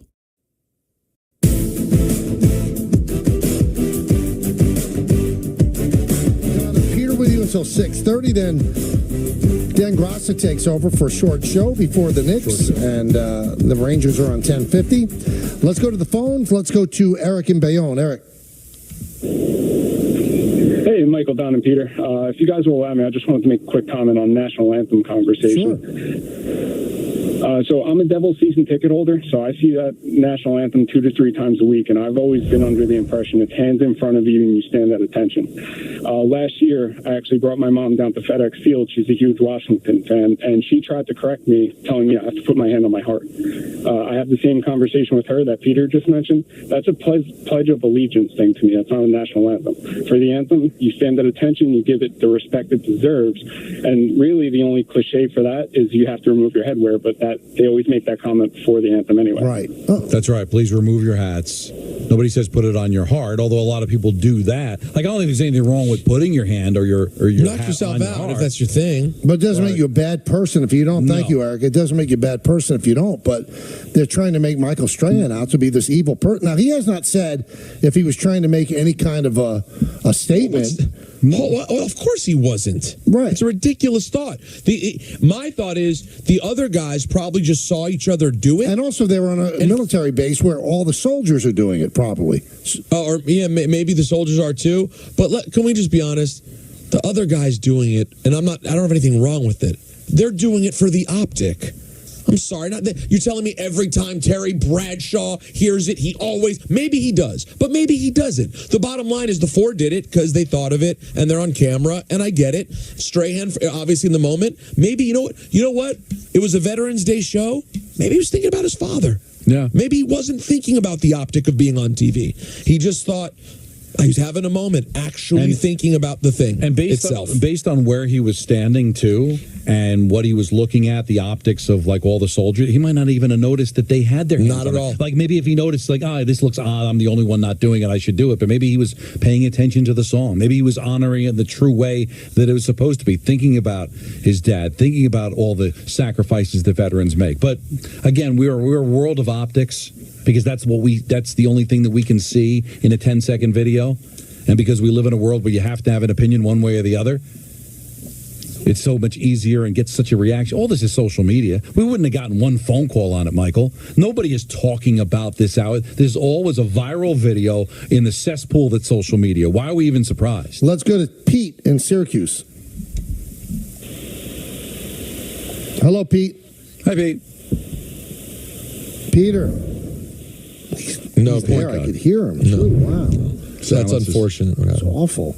Let's go to Anthony in Fairlawn.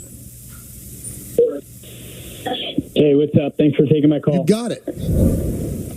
I actually think the Juan Soto thing is less about Juan Soto's ego and more about Scott Boras. And I actually think it's a way that Scott Boras gets the next Juan Soto. He goes to these young players and he tells them, hey, look what I can do. I can make these owners and these GMs jump through hoops. I can make them do whatever they want. Sign with me. I'll get you money. I'll get you fame. I'll get you whatever I want.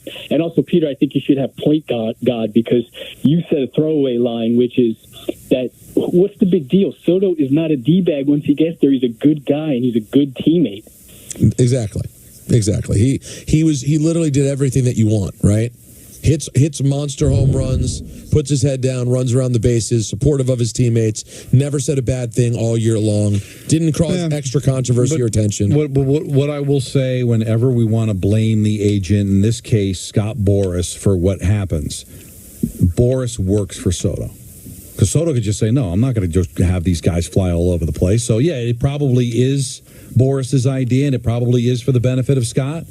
But Juan doesn't have to do it, Michael. He doesn't work for Scott Boras. Yeah, but it's the other way around. No, I get it, and I understand that. But I do also think that it becomes a collaborative thing. They're in it together. He's known him since he was 16 years old, so I think he trusts him implicitly.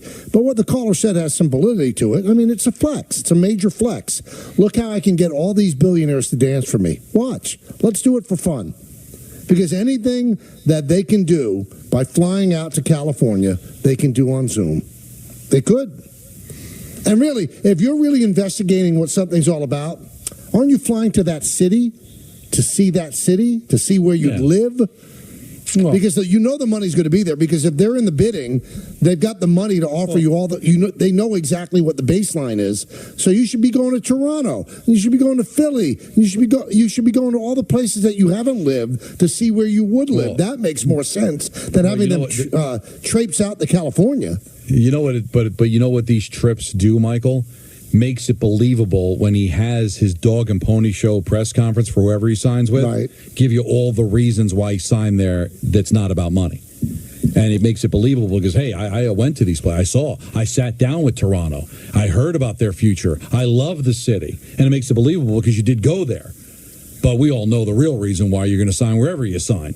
But they always have the press conference, Michael, as if it's believable. Oh, I signed with the Yankees because my father's favorite player was Mickey Mantle.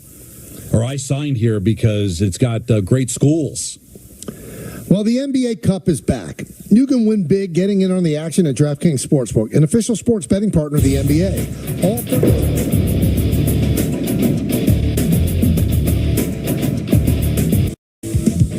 The Michael K. Show on Yes is brought to you by FanDuel. Make every moment more.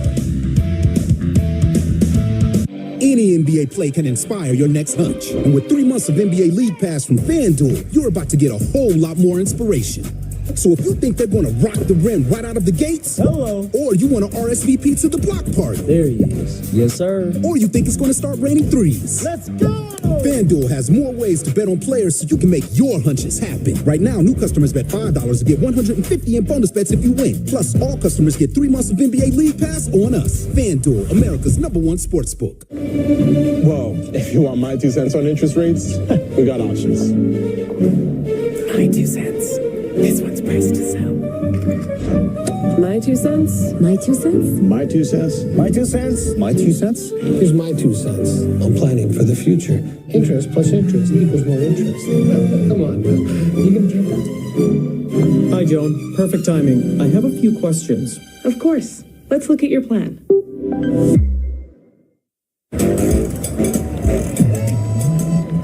It's big, it's back, and it's only $6. Get the big box y'all love today. And this holiday season, you can order a Cajun-style turkey at your local Popeyes. Love that chicken from Popeyes.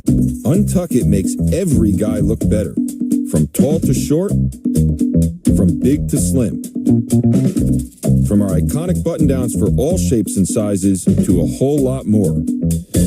Try us today.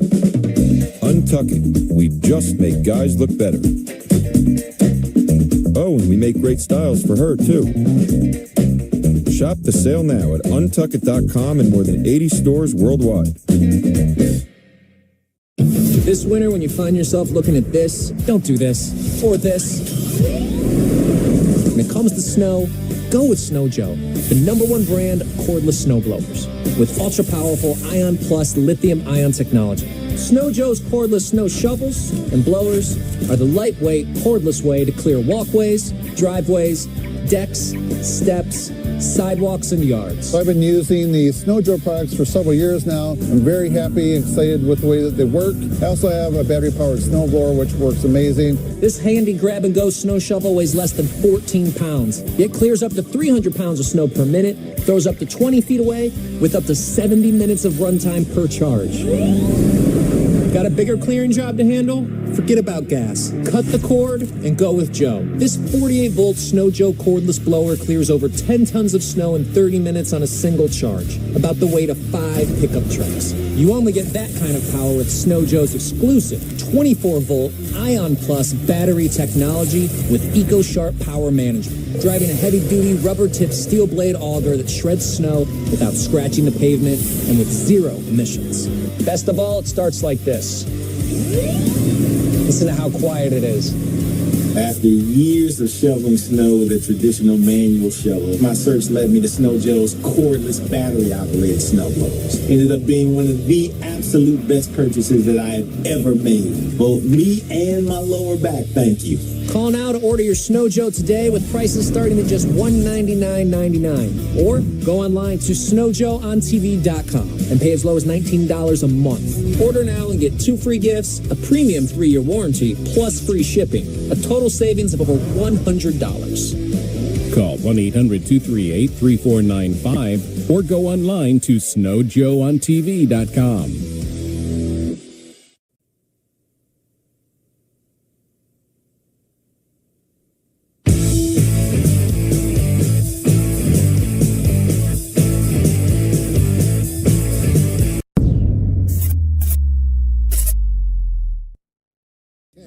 You can see it on Yes. That's Game Time, brought to you by Tullamore Dew Irish Whiskey, because when it's game time, it's Tully time. Tullamore Dew, the original triple distilled, triple blended, triple cask matured Irish whiskey. Be sure to grab a Tullamore Dew, try the brand new Tullamore Dew Honey during tonight's action. Glasses up to enjoying Tullamore Dew responsibly.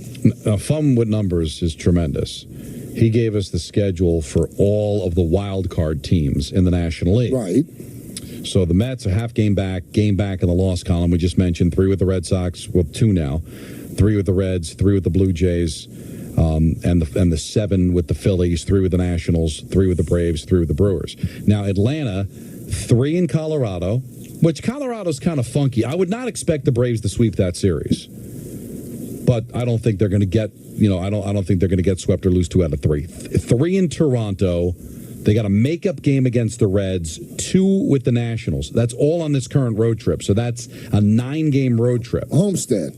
No, I got it as a... well, the Yankees are home so the Mets are home for at least a week, right?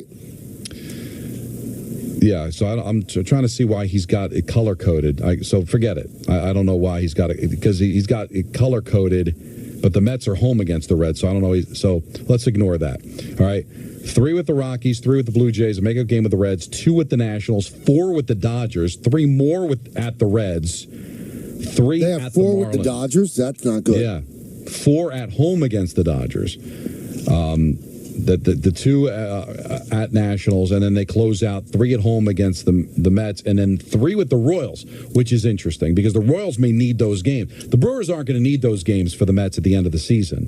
I think the Royals are going to need those games, right, Michael? I mean, they're going to be competing possibly for the division, if not a wild card spot. So I would think the Royals could still be alive for a playoff spot.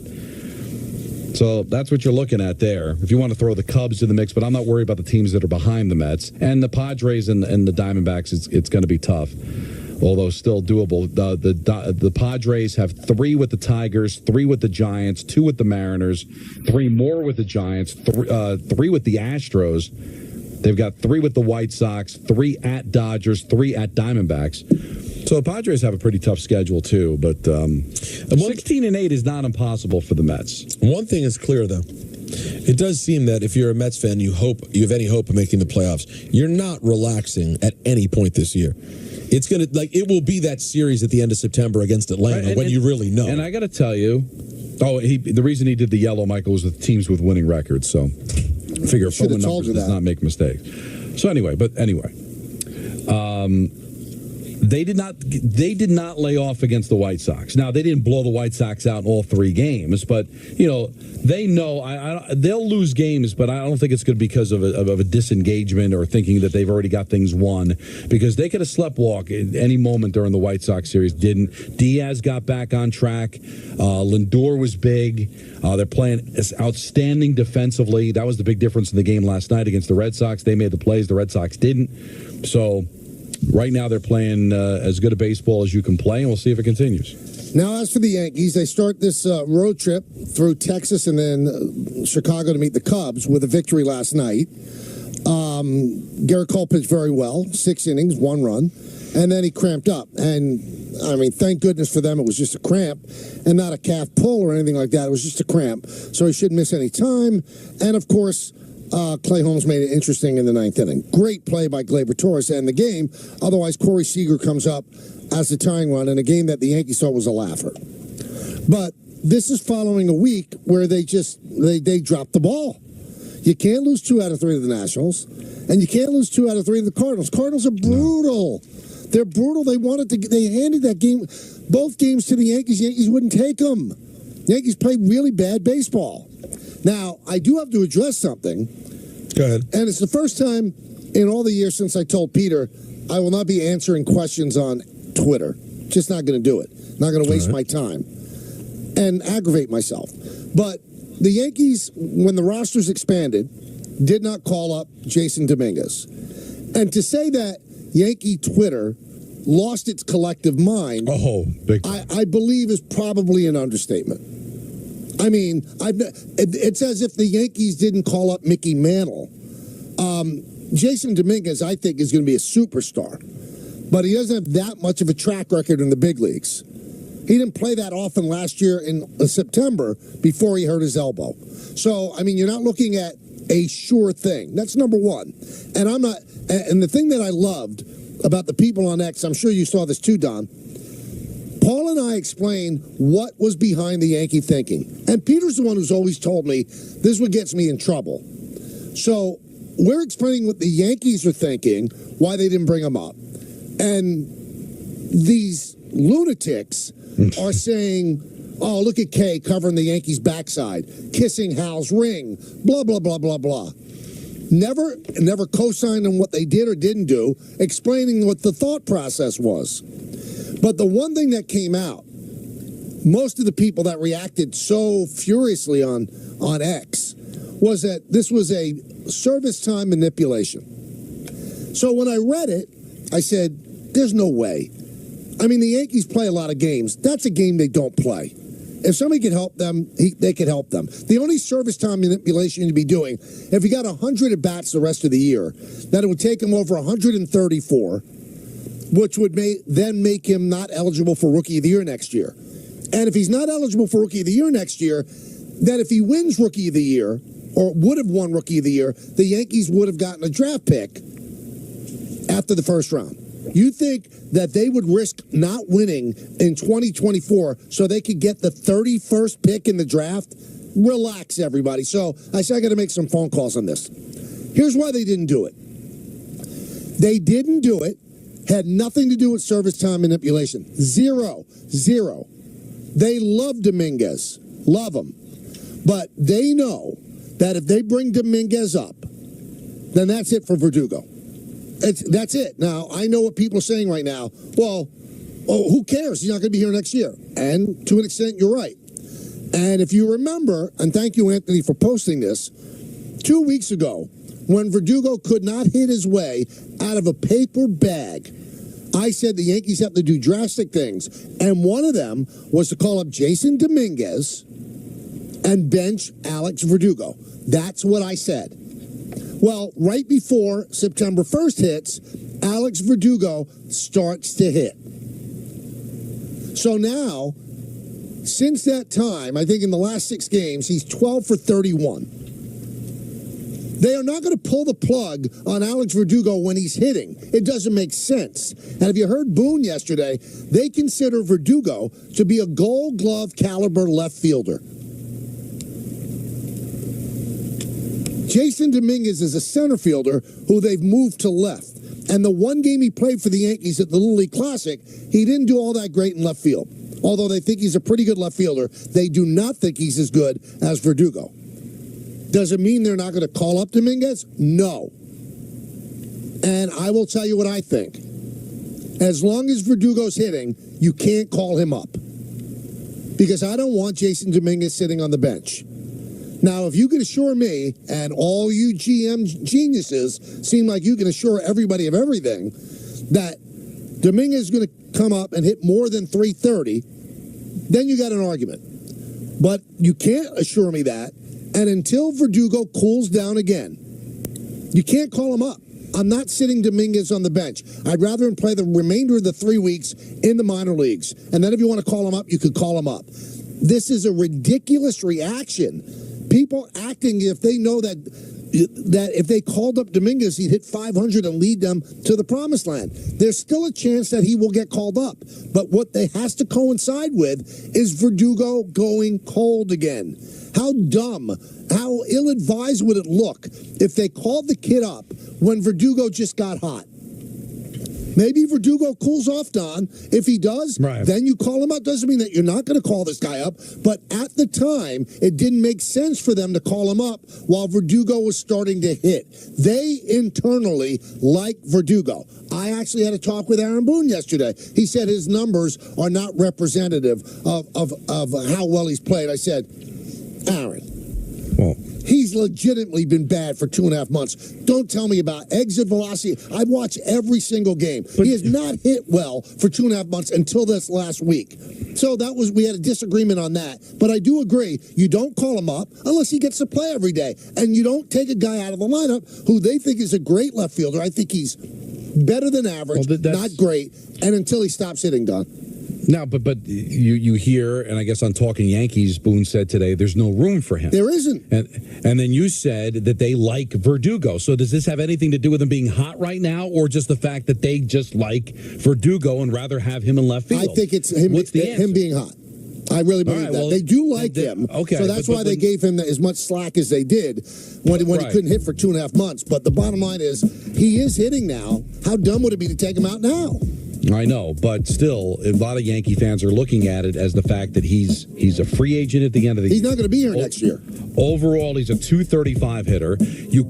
Dominguez was the untouchable at the trade deadline. When they did see him play last year before he got hurt, he was playing very well. So I can understand Yankee fans being upset about that. So why is there no space for him? Now, you bring up a good point, because he's been hot. Recently, he's been hot. But you said that you had a disagreement with Boone because Boone says it was there. So even if he wasn't hot, why do I feel like they would have done this anyway? Because they believe in Verdugo. They keep throwing Babbitt at me, right? So Babbitt is batting average on balls put in play, and his Babbitt is exceptionally low. And so they think that, it'll be a return to the means where the Babbitt will be higher, because that's bad luck. But my point was, I'm sorry, I've watched the at-bats. They're not good at-bats. Right. He has a legitimate Babbitt, because when he puts the ball in play, it's a soft ground ball to second base. So let me ask you this. Now, you may not have the answer to it. If Verdugo was just continuing to be bad at this little stretch, I think they call him up. Okay. Yeah. Well, then I think it's the fans were unfair. But I have a feeling the fans are looking at it and saying, I don't think they would have done it anyway. I think they would have. For the reason that you said, because Boone believes in this guy and the Babbitt. They'd always dig down to find the numbers to tell you, you're wrong. We're better off with Verdugo in left field. Then I can understand the fans crying. But if it's because he just got hot now, well, then I think that you got to ride out the hot hand, because these games are important. The division is not won yet. There's still a lot of work to be done here. Give yourself the best chance to win. He's finally feeling it, so let's see where this goes. But Michael, you know more than I do, but just knowing this team and knowing what they talk about and the numbers and all that analytically, I have a feeling that they wouldn't have done it anyway. If they believe in Verdugo, they believe in him. But yeah, you could believe in somebody, and he's having a bad year. Verdugo's having a bad year. This is not what you signed up for. You signed up for a guy who's going to have 40 doubles. Now, if you look at his numbers, he might end up with 35 doubles. I think he has 28 right now, 27. So he's close to what he should be in that. But all the other metrics to me, he has not played as great in left field as I thought he would. His arm is outstanding. And he shouldn't be hitting 235. And he's not coming back. He's a one-and-done guy. So I will assure Yankee fans, you said the one untouchable was Dominguez. Yeah, because he's going to be your left fielder next year. He's going to be your left fielder for the next 10 years. That's a given. But they don't have to rush the clock and sit down a guy who would become a non-player who's hot right now. I think if he went into another slump, I think you'd see Dominguez get called up. Now, how hot is he? Because, again, over the last 5 games... I think he's like games, 12 for his last 34, something like that. Because over the last 5 games, he's got 5 hits, 1 double, and 4 singles. Right. So it must go farther than that. Yeah, it goes back a little bit more. He's hitting over 300 for like 8 games. It's not... To me, that's not enough of a sample based on what he's been all year long. I've got it here. All right, so he came into yesterday 11 for his last 30. That's 367. He was 1 for 4. So he's 12 for 34 in his last 9 games. No home runs. No, he's not really a home run hitter. He's more of a double hitter. But all right, so how many doubles? Because I got one double over the 28 last 5 doubles. games. Over that span? I don't know. Of those 11 hits, of the 12 hits, I don't know. Yesterday was an infield single. So it was. I don't know. I don't know if that's. I can understand the fans being a little upset, but not to the level that they were. I mean, they were going apoplectic. Well, that's what they do. That's what fans do, especially on social media, Michael. Especially with a guy that was said that he was untouchable and not getting called up. And listen, don't just rip the fans, Michael. John Heyman openly questioned it on social media. No, I get it. I understand. It's not just fans. There's a lot of people, a lot of analysts of baseball that didn't get this. So I hear what you're saying, and if that's the reason, then we have to accept that because he has been hot. But I have the feeling that they wouldn't have done it anyway because you mentioned the thing that they still believe and they throw Babbitt at you. This is an organization that likes to dig down deep into the numbers to tell you how much smarter they are than you. Well, see, this is what annoys me with fans. They're all smart asses. They really are. I'm sorry for the language. Well, yeah. So Slam Central Station goes, Verdugo's never getting hot. Laughing, a crying emoji. He's hitting .353 in his last 9 games. All right? A home run, a double, and .842 OPS. That's not hot? So, again, don't watch the games with your eyes closed. This guy's going to stay in the lineup, and Dominguez is not coming up until this guy goes cold. And you know what? I kind of understand it. And I'm not carrying the Yankees water because 2 weeks ago, Anthony posted it last night. I said that they should bench Verdugo when he was red hot, and they should have called up Dominguez. But to say it was time manipulation, that's a lie. It was not. That was never an issue. They do a lot of things. They don't do that.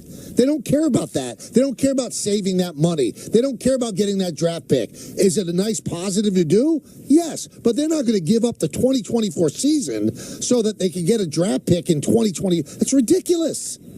That was never an issue. Well, I do, but you do get the frustration. Like, this is a guy who, when he showed up and people got a taste of him, was unbelievable. But it was 8 games. Like, oh my God. I know, but that's the thing. It was such a tease. They had this moment where you go, oh my God, he's exactly what we thought he is. And then injury, gone. Now you have an opportunity to get him back. You find out you're not. People get irrational in moments like that. And you also feel like you could use him. And this is a team that's been inconsistent. You feel like, especially finding out, even Michael hearing this, that it relates to Verdugo, I feel like that would upset people even more. But that's the only place he's going to play. He's not playing center for Judge. He's not playing right for Soto. Stanton has 25 home runs. He's not DHing. The only place for him to play is left field. I know, but wouldn't the average fan, Don, just rather be done with Verdugo? They don't. You know what? It's funny. The Yankees don't run their organization for the average fan. But that's it. No, but that's it. That's where we've hit the crux. They go, I want to see the Martian. I don't care about Verdugo. But yeah, that's not how you can operate. Hey, to hit a home run, everything needs to line up perfectly. No different than finding the person you want to marry on the telephone.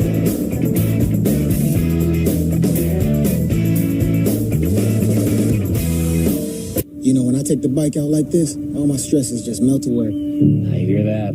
This bad boy can fix anything. Yep, tough day at work. Nice cruise will sort you right out. When I'm riding, I'm not even thinking about my painful cavity.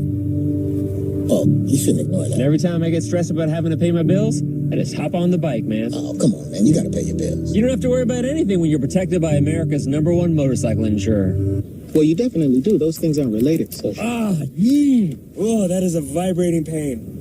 For years, one company has battled to deliver business products the next day with no freight charges. Now, WB Mason, with their famous fleet of trucks and drivers, faces their biggest challenge, rescuing shipping and packaging buyers from expensive freight charges. That's right. Now, boxes, stretch film, and packaging tape are delivered the very next day at amazingly low prices. So, who do you call for fast delivery and no expensive freight charges? Who but WB Mason?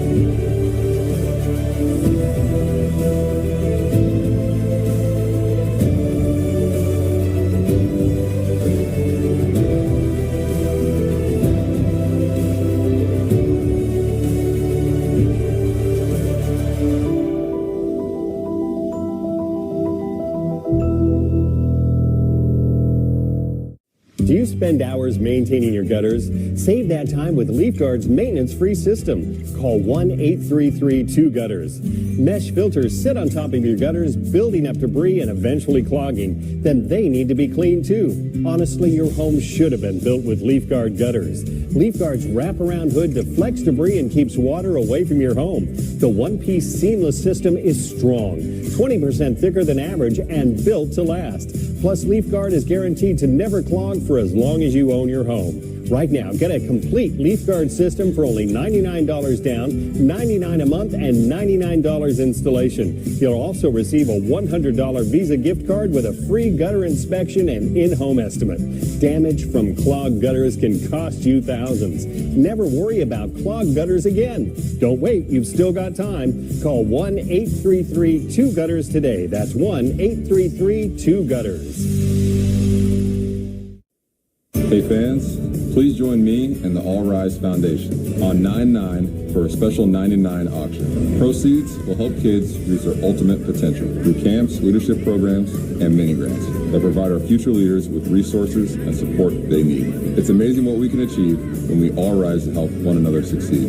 Watch the Yankees game on Yes on September 9th or visit allrise99.givesmart.com for your chance to win incredible prizes for a great cause. Chris Sheeran back here for the Michael K. Show, beginning with the win in their series opener with the Rangers, is brought to you by Montefiore Einstein, the official hospital of the New York Yankees. The Yanks opened up the scoring with this two-run double off the bat of Gleyber Torres. Over the last 16 straight games out of the leadoff spot, he's batting just under 300, with an on-base just under 400. Anthony Rizzo is 3 for 8 with a pair of doubles since his return to the lineup. This double here helps the Yankees to a 6-1 lead. They put up a 5 spot in the 6th to take a 7-1 advantage. And in the 8th, Giancarlo Stanton puts the cherry on top with the solo shot here, his 25th homer of the season, giving him 25 or more over the last 10 seasons. The most among active players, Mike Trout has 9 such seasons. Garrett Cole did leave the game after warming in the 7th. He had a cramp in his calf, which he said he wasn't super concerned with after the game. He will be reevaluated today. Make sure you tune into our coverage tonight for the latest. Cole fired 6 innings of 1-run ball in Texas and fanned 9 Rangers. Now he passes the baton to Carlos Rodon. And our coverage for tonight's game begins with the batting practice show at 7, followed by the pregame show, and first pitch comes your way a little after 8. It's the Yankees and Rangers in the second of 3 in Texas. Coverage beginning at 7 with BPTV right here on Yes, and streaming, of course, on the Yes app.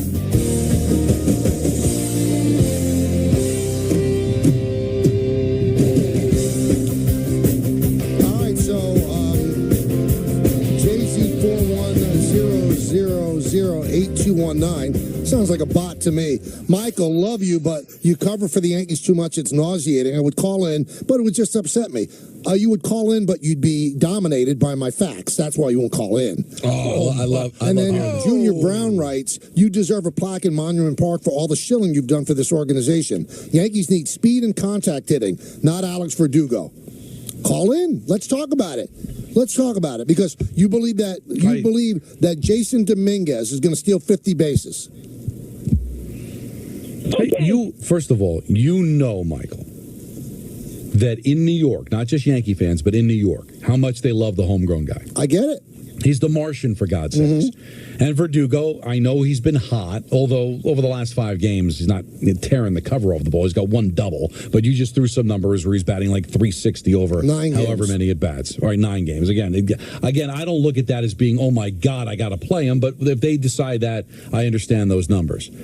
But you know, it's Alex Verdugo who's gone at the end of the year. It's his first year as a Yankee. He hasn't had a great season. He's batting .235. They're not worried about upsetting him. They're worried about they think they could win with Alex Verdugo in left field. But I can understand the fans saying, "Well, wait a minute. Why? Dominguez is the untouchable prospect." But you keep bringing that up. That doesn't make sense. He's going to be their left fielder next year. Why would they have traded him? Didn't mean they had to use him this year.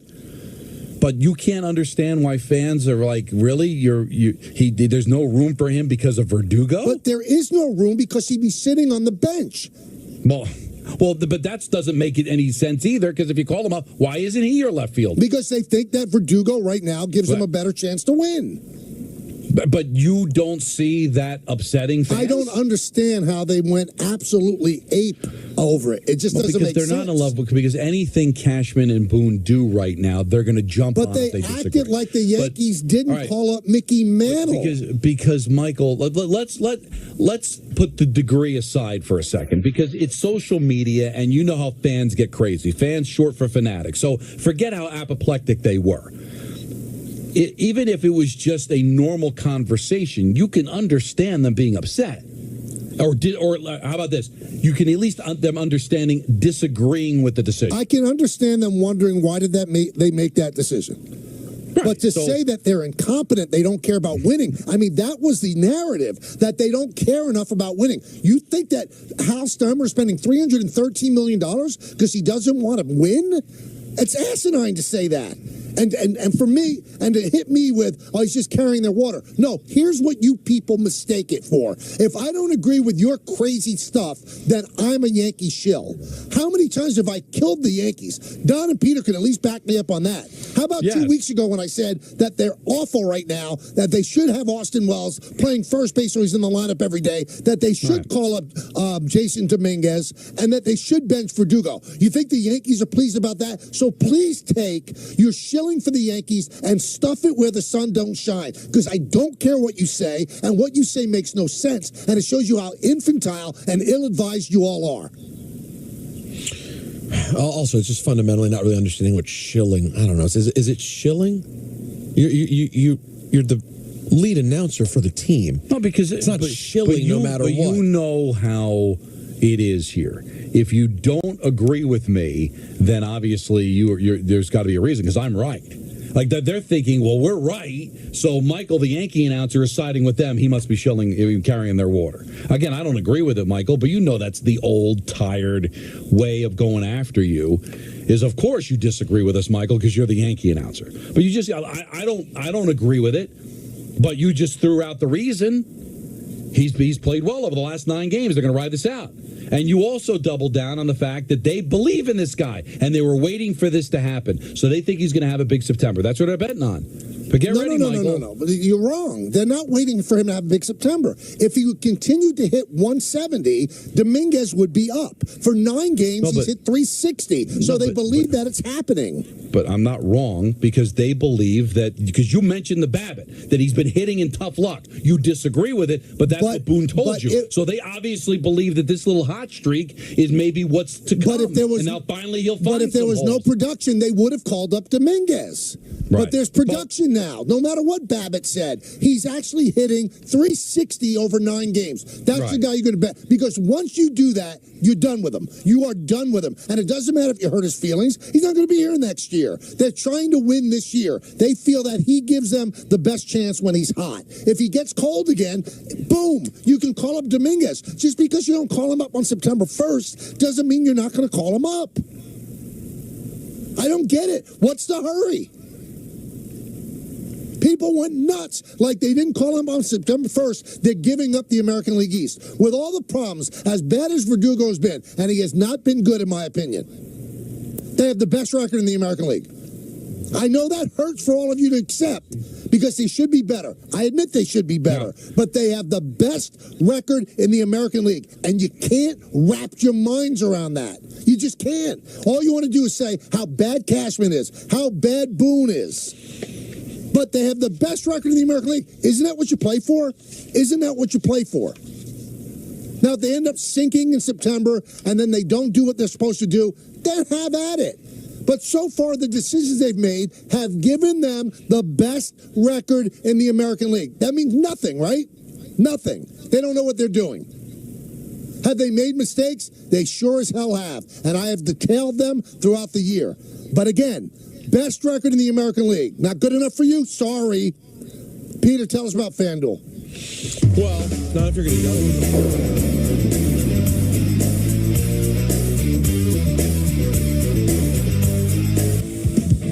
The Michael K. Show on Yes is brought to you by FanDuel. Make every moment more.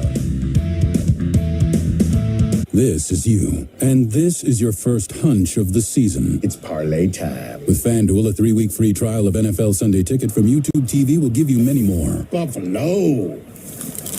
It's Broncos time. Psst, I'd take the over. And you can easily act on whichever one speaks to you. Eagles, Browns, Broncos, Bills. They all... And make every moment more. New customers bet $5, get $200 in bonus bets. Plus, every customer gets a 3-week free trial of NFL Sunday Ticket from YouTube TV. Only from FanDuel, America's #1 sportsbook. This is the GMC Sierra, powered by the TurboMax engine, with the confidence of 430 pound-feet of best-in-class standard torque. GMC Sierra, it's the truck. Get 1.9% APR on select 2024 Sierra 1500 models, or current eligible GMC owners get over $7,800 total value. We are professional grade GMC. Well, if you want my 2 cents on interest rates, we got options. My 2 cents. This one's priced to sell. My 2 cents? My 2 cents? My 2 cents? My 2 cents? My 2 cents? Here's my 2 cents. I'm planning for the future. Interest plus interest equals more interest. Come on, now. You can get that. Hi, Joan. Perfect timing. I have a few questions. Of course. Let's look at your plan. Did you know 80% of women are struggling with hair damage? Just like I was. Dryness and frizz could be damaged hair that can't retain moisture. New Pantene Miracle Rescue Deep Conditioner with first-of-its-kind melting Pro V pearls. Locks in moisture to repair 6 months of damage in one wash without weigh down. Guaranteed or your money back. For resilient, healthy-looking hair. If you know it's Pantene. Stay ahead of your child's moderate to severe eczema. And they can show off clearer skin and less itch with Dupixent, the #1 prescribed biologic by dermatologists and allergists that helps heal your child's skin from within. Serious allergic reactions can occur that can be severe. Tell your doctor about new or worsening eye problems, such as eye pain or vision changes, including blurred vision, joint aches and pain, or a parasitic infection. Don't change or stop asthma medicines without talking to your doctor. Ask your child's eczema specialist about Dupixent. I was diagnosed at 65. 37. Earlier than most. Every 9 minutes, someone is diagnosed with Parkinson's disease. And every one of them can turn to the American Parkinson Disease Association. Visit apdaparkinson.org to learn more and show your support today. Phone calls, but we have a lot of things to break down. Mets playing great. Dominguez. So we did a lot of talking back and forth. Hope you got something out of it. And also, one other thing I just want to remind everybody. What's that? When I do the games, I don't do a talk show. So when they don't call up Dominguez on September 1st, and I'm not ripping or advocating, why is he keeping his mouth shut? Because that's not my job. You want to hear my opinions? Tune into this show every day, Monday through Friday, on 880 a.m. at 3 o'clock. And then you'll get my opinions. Not on the games. Sorry, it's not the way it works. Understand the business. Clowns. Oh. The longtime play-by-play voice of the Jets is Bob Wischusen. Longtime friend of ours. Yes, I love the man. You love him. I don't know if I love him, but I do like him. I'm not afraid to say it. Bob, Don loves you. I like you. Peter has no opinion. How you doing? What? I'm a fan. So fan, love, like. That's what you got on this show. You know, that's fine. Cuddle, hug, marry, whatever. I'm very, very happy that our relationship continues. Let's just put it that way. Beautiful. This makes me happy. All right, so on ESPN Bet just now, the Jets moved ahead of the Bills as the favorite to win the AFC East. Mike Clay put together a list of all the NFL teams in order, and he has a prediction of the Jets beating the 49ers in the Super Bowl. Do you believe the team is that good, Bob? The roster is that good. I really believe that. Now, will Hassan Reddick at some point join them and contribute? I think that probably has at least something to do with the speculation. But, yeah, I mean, I think top to bottom, I think the roster is that good. Is the quarterback going to stay healthy? That's the question. That's what it comes down to. That's it. If the quarterback stays healthy, then yes. They absolutely are that good, and they absolutely can achieve anything. But this is a quarterback league, and we saw what happened last year when the quarterback got hurt. So they just have to keep him on his feet. He looks great. The practices that I've been to, I was at the Giant-Jet joint practice. I've been out there other times as well. I mean, I'm telling you, he looks fantastic. He looks every bit as mobile and, athletic as you would want him to look. He looks like he's ready to go. But again, you just have to make sure that that's the way he stays. And if he stays that way, then yes, I think the rest of the roster is absolutely good enough to go out there and beat anybody. And I argue with Peter about this because I think it's an easy way to bet. Well, it's the Jets, and he's going to be 41 in December, so bet on something bad happening. But you just mentioned his camp. Look at last year's camp.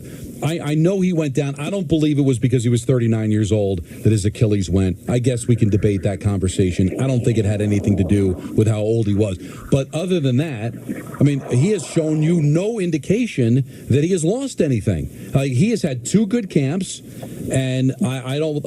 Other than the fact he's going to be 41, which is, I guess, is a thing, and it's the Jets, so bet something negative. I think really everything points to him being outstanding. Yeah, that's kind of a 2 sides to the coin argument, Don. Like, an Achilles injury is an older athlete's injury. There is a wear and tear element to that injury, so age has something to do with that. But also an Achilles injury a lot of times happens because of bad luck, right? Like that was a weird play. Right. And it was a weird way that his leg got caught under Floyd. And so, so there's kind of 2 sides to that. Would he have torn his Achilles if the exact same play had happened to him when he was 31 instead, or 29 instead of, 40? I don't know. I mean, who knows? Probably not. But I'm not a doctor, and that's pure speculation. Now, but he looks great. I mean, that's all I'll say. All I can go on is what I'm looking at him when I'm watching him in practice right now, and right now he does not look like he's 41, and his arm looks like he's 30. I mean, he is no-looking and zinging it everywhere, and, I mean, they've got all-pro level corners that he is throwing it past their ear at practice the way he always has. The one thing that I'm not as concerned about, people seem to think he's got to stay healthy and he's got to get back to MVP level. But I think, probably the strength of the Jets is their defense, Bob. I say if he stays healthy and gives them the year that he gave them in his final year in Green Bay, that's good enough. I don't think he has to be great. Do you think he has to be great? To win the Super Bowl? Yeah. I mean, like who won the Super Bowl last year? And they have a great defense. Like, the Chiefs have a really, really good defense. Maybe it's not as good as the Jet defense, but their defense is good. Patrick Mahomes is, the best player in the league, and he made everybody around him amazing. Like, I do think to win the Super Bowl, Aaron Rodgers needs to play at an incredibly high level. I don't think he can be, an above-average quarterback. I think he needs to be a star quarterback, but I think he can be that. But do I think that they can be a team that can win their division, win a game in the playoffs, be a wild card team, something like that, if he's just, has for him an above-average year? And then remember, an above-average year for Aaron Rodgers, statistically, is the best year that any Jet quarterback has ever had, and it's not close. Right? Like, look at the numbers. I mean, Ryan Fitzpatrick's the only Jet quarterback that's ever thrown for more than 30 touchdowns. But like Aaron Rodgers on an off year throws for 3,400 yards. Jet quarterbacks have never thrown for that. On an average year, he throws for 34, 35 touchdowns.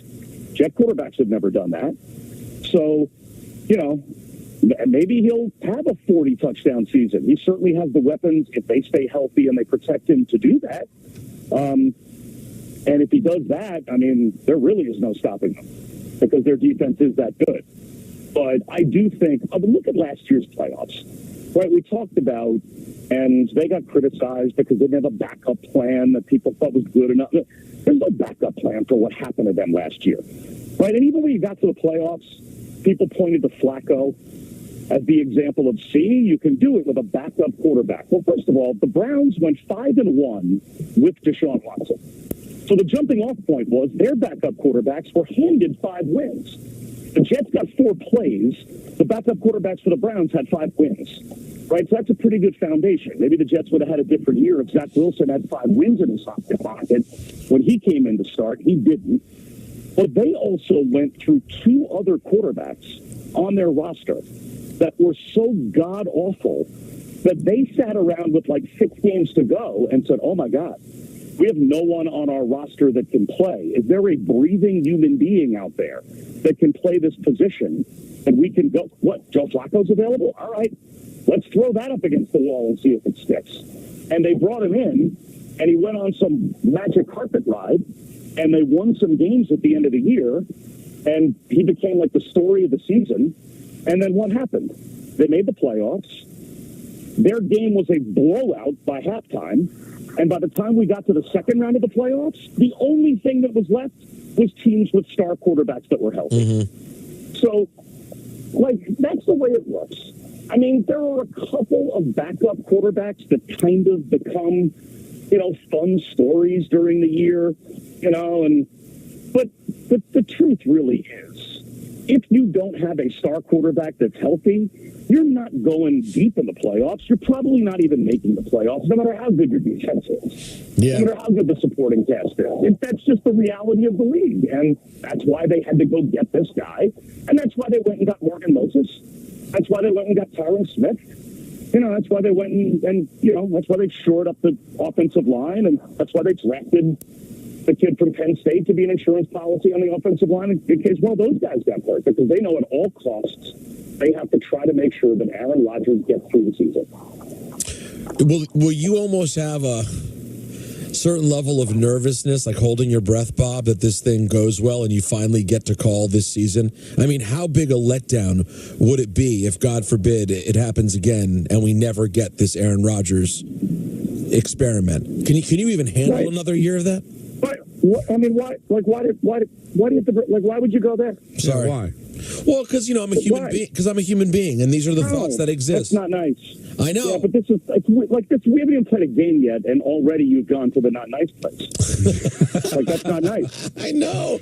And by the way, this is the first appearance.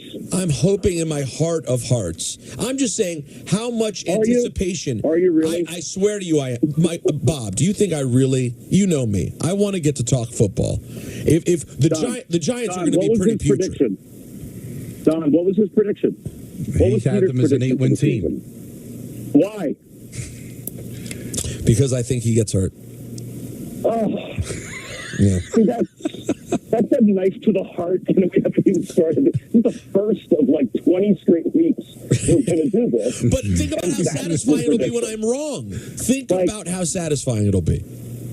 Yeah, that's you twisting. Come on, that's your. Are you? But no, seriously though, a bad guy. But seriously, Bob, are you like you have to be incredibly excited? Let me put it that way. At the prospect of getting to call this guy. I will be very relieved when he's on the field on Monday night for play 5, right, and every play past that. Yes, let's get to play 5. Let's get to a completed pass. Let's finish a drive. Let's get a ball in the end zone. Let's get through a game. Yes. I mean, I think there's that cliche that athletes use and we make fun of it, like take every game, one game at a time. I think Jet fans are going to use that cliche this year. It really is one game at a time, and just keep getting Aaron Rodgers through these games healthy, protected, win a game. If they are winning out of games in the fourth quarter, Tyrod Taylor, go on in and finish the game. And that's fine. Like, there's nothing wrong with that. Protect him and just realize you've got a war to win about each battle. And so I have no problem with that, with them approaching it that way if they do. But yes, there's no question. Of course, and every team holds their breath every time that their star quarterback gets hit and goes down in a funky way, because it's just, we call it the ultimate team game, and yes, there's 53 guys on the roster and a 15-guy practice squad, and we always say if one guy is one step off, the other 10 guys are all automatically wrong, and you all have to be in the foxhole together. What's the reality? The reality is the entire team really does revolve around that position and the health of that position. And no organization knows that more than the Jets because, you know, they have been searching so long for a solution at that position, and they know how good this guy is and what happened to them last year when he got hurt. And they now are looking at him, even in these joint practices against other rosters, and just seeing how good they look when he is out there doing his thing. And they've added these weapons and this protection around them. I mean, the sky's the limit for them. I think it really is if they can just keep them protected and healthy. There's also one variable or unknown, whichever you'd like to call it. Could you tell over these years, is Robert Saleh a good coach? Is he good enough to coach a championship team? Do we know that, Bob? I would say, in my opinion, yes. The things that I would search for to back that up are the number, like he had a team last season, just for starters, that was competitive in almost every game with not just bad, but like statistically, historically bad quarterback play. And they won 7 games in a year that everybody described as like a dumpster fire. They didn't have the first pick in the draft last year. They had the 10th pick in the draft. There were 9 teams that statistically or record-wise had worse years than they had. And they had like a team quarterback rating last year, I think, in the 20s. So how good is this defense? And his DNA is as a defensive coach. And he has found ways to strategically kind of massage their way through games and around that bad quarterback play to keep in games, keep his defense playing, and keep them believing. And you know what? I have been around Jet teams, and Don was around these teams too, where there were fractured locker rooms, where you would walk into the defensive side of the locker room, and there would be guys saying, oh, you want to talk? Go to the other side of the locker room and talk to those guys because it's their fault. And that easily could have happened in this locker room over the last couple of years, and it never did.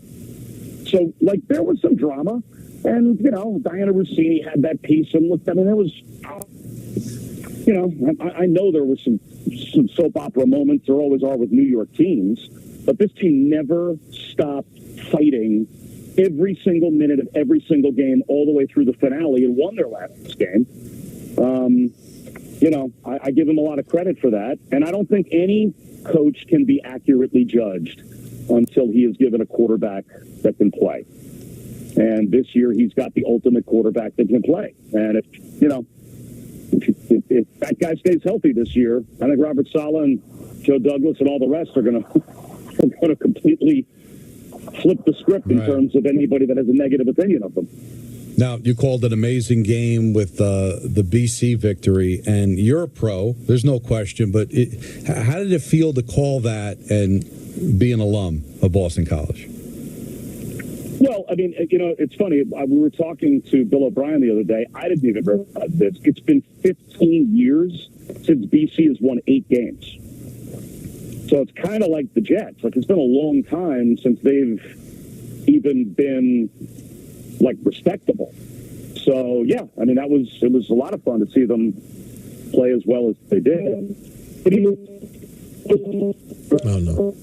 Oh no! For a touchdown to make the game good. But yeah, they played great. So yeah, it was nice to see. Nice when your school has a program that you can root for. Is that a shot at any of the 3 of us? You don't like Fordham, Maryland, or Ramapo? Is that what you're saying? Well, Ramapo gave up on their football program years ago. Does Ramapo have a team? I mean, I'm still proud of my diploma, Bob. There you go. Look where it's gotten. That's exactly right. We're all in the same space right now, right? Fordham, Maryland, Boston College, Ramapo. We're all sharing the same air. Terps with a big 43-point win over the weekend, though. You know what I mean? Quality. There you go. And I just got listen. I don't want to go there, but as a Jersey guy, as a hockey guy, as a BC guy, It was that was Thursday was tough with the Gaudreau brothers, right? Oh. We did a little, tribute to the Gaudreau brothers last night, and I almost didn't get through it. Yeah. Like I don't know if people heard it on the air or if they could tell that I gagged for a second and had to gather myself. Like Johnny Gaudreau, if anybody ever met him, and I only met him a couple times. I've only been doing hockey now for 3 seasons, so it's not like I've lived it for the decade plus that he's been in the league, and really, really got to know him. You only had to meet him a couple of times to realize how genuinely nice a person that he was. And then you see, the Instagram posts of his wife with the 2 little kids, and then realize his younger brother, his wife is pregnant with their first now, and this happened. So it's just an unimaginably sad story. And, hopefully that whole family realizes that we are all just trying to kind of collectively wrap our arms around them, because it's, the whole hockey world, and then the BC athletic world, obviously, and the New Jersey hockey and athletic world were all just devastated by this. Well, next Monday, Bob, you'll be back in the booth for the Jets opener against the 49ers. Yay! And I got to be honest, I will never listen to you this year because you're not on our station, but I know you'll do great work. I'm going to listen because I have DirecTV, so that might be the only way I can consume the game on Monday. And wait, real quick, by the way, you guys were really, really nice to have Marty on and say all those nice things about him when you had him on last month. Easy. That was really, really nice, because with his foundation and everything, and to give that a pop, too, because he does amazing work with that, so that was awesome. Well, have a great, great year, Bob. Thank you for coming on. Thanks, Bob. I'll talk to you guys next week. All right, sounds good. Is it wrong for me not to listen now that they're not on our station? It's aggressive. Well, you know me. I'm aggressive, Peter. But how are you going to consume if you're in the car coming back from a Yankee game? Don't cut off your nose to spite your face. You gotta do what you gotta do. And I know they're no longer on our air, but we have a relationship with Bob and Greg and Dan, and we know Anthony Beck. He's going to do a good job. I think you're a bad guy. I'm a very, very small person. I think you know that. Between this and Joey, it's been a difficult 4 hour and 40 minutes for you. I'm sure I put you through the things I do. No, you don't put me through it. I'm just saying. Everybody. The people close to you. No, I just don't want people thinking you're a bad guy. I'm not a good guy. I'm not. Yeah, why do you want people to not think the truth? Yeah, it's the truth. Peter knows. Yeah. So you think it's on the table that Michael's a bad guy? Listen, it's all truth is in the eye of the beholder. It depends what you mean by bad, but the things that he's making you feel, those are things that he is. Well put. Let's go to Danny in Long Island. Danny. There he is. Oh, guys, what a first hour and a half, man. I tell you, when we started this thing we call summer after Memorial Day weekend, it looked like we wouldn't have a single meaningless baseball game in September. The Yankees were going to be about 25 games in first place, and the Mets, Alonso was going to be gone. The team was going to be skeletonized, and they would just be playing out the schedule. But, man, has things changed in 90 days? That the fact that we're talking about both teams being right in the thick of it. Obviously, the Yankees are going to make the playoffs, but it's certainly not playing well and nowhere where they want to be. And the Mets have fought back nicely, and now they're right in the middle of it. And, when you go over the Mets, the wild card and chasing the Braves, 3 days ago, the Mets were 3 games behind the Braves. Now they're 3 games behind the Diamondbacks. 3 days from now, the Mets and the Diamondbacks and the Braves could all be virtually tied. So if the Mets continue to play well, and the Diamondbacks have to play Houston, they have to play San Diego a few times, so they don't have a cakewalk schedule either. So things change in a week in baseball. So if the Mets continue to play and the Braves continue to win, well, they could actually at this point keep an eye on the Diamondbacks. And the bizarre thing is, I'm looking through the schedule.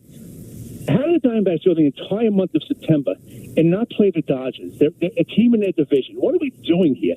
I was expecting to see the Diamondbacks playing like 6 games against the Dodgers in the middle of September because that's your division rival. But no, we got to play other games against teams that are in different divisions and different leagues. Well, the Yankees don't play Tampa Bay and they don't play Toronto. It's a quirk of the schedule. It's mind-boggling. But anyway, guys, you got us through the summer. We got a football Monday. Peter made it back from Germany, And, Mike, if you had half the energy at 9 o'clock in the morning to see Salvia as you had coming in today, spitting bullets, you could have easily made it to the lobby for a couple of pancakes. Because, man, you came in off the first day back in September, man. You were fired up. You brought it. That was one of the best hours of baseball talk I've heard on this show in a long time. Well, thank you, Danny. But see, there's a reason for that. We thank you for the phone call. It's because I nurtured myself until about 11 o'clock climbing out of bed. It's very difficult. If I got up at 8 o'clock, you would not have heard that energy. This show and the game, those are the most important things. Not having breakfast with a friend. Were we allowed to talk about nurturing ourselves in the morning when we get up? Excuse me? I was just trying to figure out what Michael was talking about. I hope that Peter saved enough energy after his Berlin Bacchanal because he's got ENN coming up. A new they were considering making that the new name. Yeah, but what did it turn out to be? Berlin Bash? The Bash in Berlin. Trite. It should have been the Berlin Bacchanal. Yeah, that would tell. Christian back here for the Michael K. Show. The Michigan Wolverines are champions for the first time since 1997, and Donovan Edwards gave them all the scoring they needed on his first 2 touches. Both 40-plus yard touchdown runs, and this one puts the victors valiant up 14-3 in the first. The Huskies had 301 yards of total offense. Michigan ran for 303. Between Edwards and this guy, Blake Corum, they accounted for 238 of those yards and scored 4 times, twice apiece. This Corum TD gave Michigan a 14-point lead in the fourth quarter. Michael Penix Jr. had a rough game. He threw 2 interceptions, and this one would seal the deal on a 4th down for the Huskies. He had thrown 2 picks in his last 5 games coming in, and just 9 on the season. Michigan would add another score and win big, 34-13. As we mentioned, their first national title since they shared the honor with Nebraska back in 1997, and it's the first non-ACC or SEC team to win the title since Ohio State, another Big Ten squad, back in 2014. Michigan's mantra last night was ground and pound, and you could see the stark difference in the running game that we talked about earlier. Michigan wasn't even in the top 50 in rushing yards this season throughout Division I. However, you wouldn't know it by the way they ran all over the Huskies' defense last night. And Donovan Edwards and those 87 yards and 2 touchdowns on his first 2 carries. Unreal, which took a ton of pressure off J.J. McCarthy and the rest of the Michigan offense. And it gave the Michigan defense every advantage to putting the clamps on Heisman runner-up Penix Jr., who had his team averaging 36 points per game coming in, but were held to just 13, scoring 1 touchdown and just 3 total points the entire second half.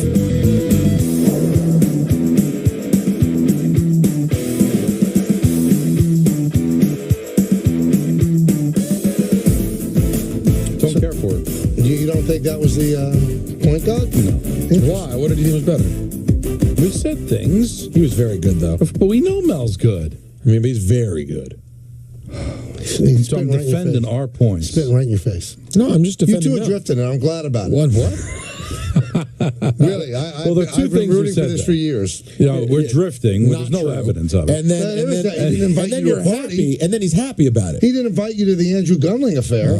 You're drifting. I don't want to bring this up again. I want to move on with our lives. You know when people want to move on, Don? When they know they're wrong. When they have no answer. But both things could be true. I could be disgusted with his lack of attempt to include us, and I still believe in my heart that he did not want us there. Of course. But I can get over it and still support him on the show. Can I just say one last thing about that event that we're talking about? The day in question. It was when Natalie was in Argentina. So I was on my own. I was hanging out. Free. There's no world in which if we had all been working together, I would have snuck out the door and not said what I was off to do. It was simply because it turned out to be a Friday. We were all separate, and it was a plan in the city. So you thought there was no way we'd say yes? Yeah, it was like... you know what, then ask. That's all.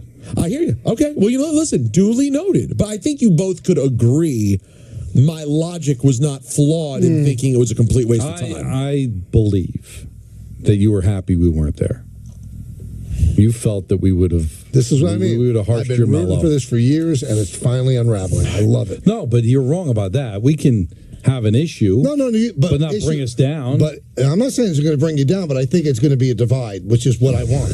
That's, by the way, what great leadership. I mean, you really are. That's the kind of guy you want to take a quarterback. There are people that actually do lead that way. Yeah, I know. Some of them become bad leaders. Yeah. It's governments game time. that are overthrown. Brought to you by Tullamore Dew Irish Whiskey. The Knicks look to keep it rolling tonight against the Trailblazers, Don's favorite team. Coverage starts at 7 right here on 98.7 ESPN. And the Islanders host the Canucks with coverage also starting at 7 on 1050. Please become familiar with 1050.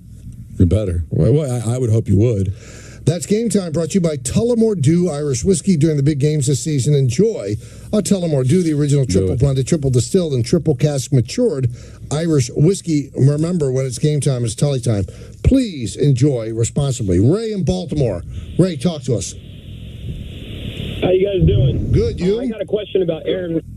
I'm hanging in there, trying to stay dry. I hear you. I got a question about Aaron Rodgers, but I want to preference it by saying he's the most talented quarterback in my lifetime, and I'm 22. Yeah, we're not going to agree. We're not going to disagree on that. But if I would have told you that after he won his first Super Bowl, has not gotten back to another one, you would have called me a madman. And my question is, with all the controversy, the vaccine stuff, Jimmy Kimmel, if we have a season where we see him not make the playoffs with the Jets, could we look back on this Jets tenure, not only as a huge failure for the team, but something that tarnishes his reputation as a quarterback, like a top 5 quarterback ever?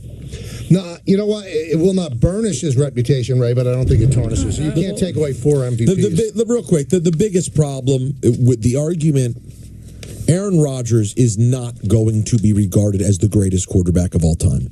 That is not because he's a nozzle. That is because he's not going to win another Super Bowl. And I'm sorry, as great as you are, the way that we seem to grade things in pro sports, guys, one championship is just not enough. Tarnish is strong, but he came here because I think he understands the importance of getting that second one. Manning had multiple Super Bowls, Brady multiple Super Bowls, Aikman. If you want to get on that level, you need that second one, and that's why he wanted to extend his career. He could have retired this offseason and waltzed into the Hall of Fame. So will it tarnish what he's accomplished? No, but he would fail at trying to get to that next level because I think he desperately wanted that second ring. In terms of accomplishment, he's not the greatest. Tom Brady's the greatest with 7.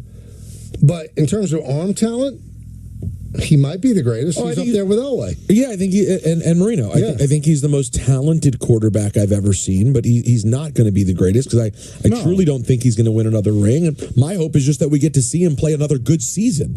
And the nozzliness, I don't think that affects his legend. If he were to do something amazing, take this team on a real run, have like an MVP caliber season, especially, I got to be honest, now the legend might even grow. If next year, after missing this entire season in sort of the tragic fashion that it was, he were to come back and dominate again, it might even enhance the legend. I hope it happens. The legend of ENN continues in just a moment. This year, it's time to finally lose that weight the safe and natural way.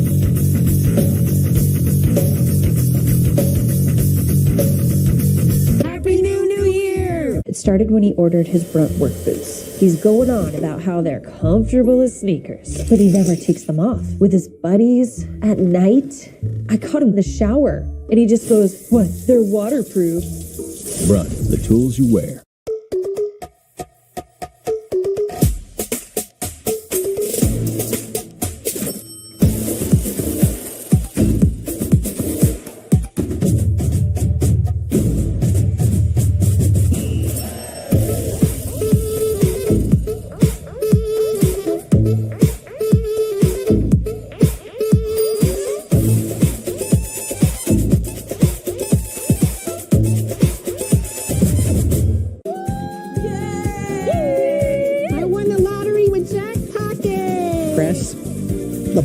To order lottery tickets. It's that easy. You know, that really happened. I was in the bathtub and I was like, oh my God, I got to put my numbers in. And I grabbed my phone and my phone started exploding with texts and emails from Jack Pocket telling me I won big. I still can't believe I'm a lottery winner. How did I celebrate? I kind of did a little happy dance out to the living room. Go to jackpocket.com to get the app and get your first ticket free.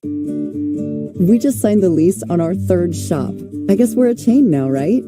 We've worked so hard to get here. My assistant went to CustomInk.com to get our new uniforms and merch with all the location names. Our custom gear helps him get our brand out into the community. He takes care of all of our Custom Ink orders.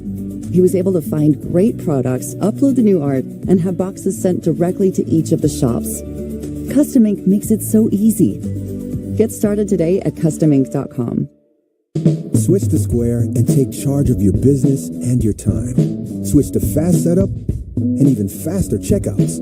Switch to making every sale, every way you want, and every way they want to. Switch to one system connecting every tool to every task, even as your business grows. Switch to taking control and taking more free time, whatever that means to you. Make the switch to Square today. Visit square.com to get started. Guys, let's be honest. Buying pants sucks. It should not be this difficult. I'm looking for that one pair of pants that does everything. These just came in. They're the only pant from Fabletics Men. 4-way stretch, done. All-way stretch, you're going to feel the difference. The best thing about the Only Pant, honestly, everything. You almost forget about the deal that you're getting. Same premium quality as Lululemon, but at a third of the price. Listen, we get that ordering a suit online can seem a little risky. That's why we have a home try-on program. Go to theblackTux.com/try. With so many good options, it might be hard to choose. We'll ship your selection to you to try out for 48 hours on us. When it arrives, put it on and make sure every detail's perfect. Once your 2 days are up, pack it back in the box, attach the free shipping label, and send it back to us. And when you're ready to rent for real, just head back to the Black Tux and make your order official.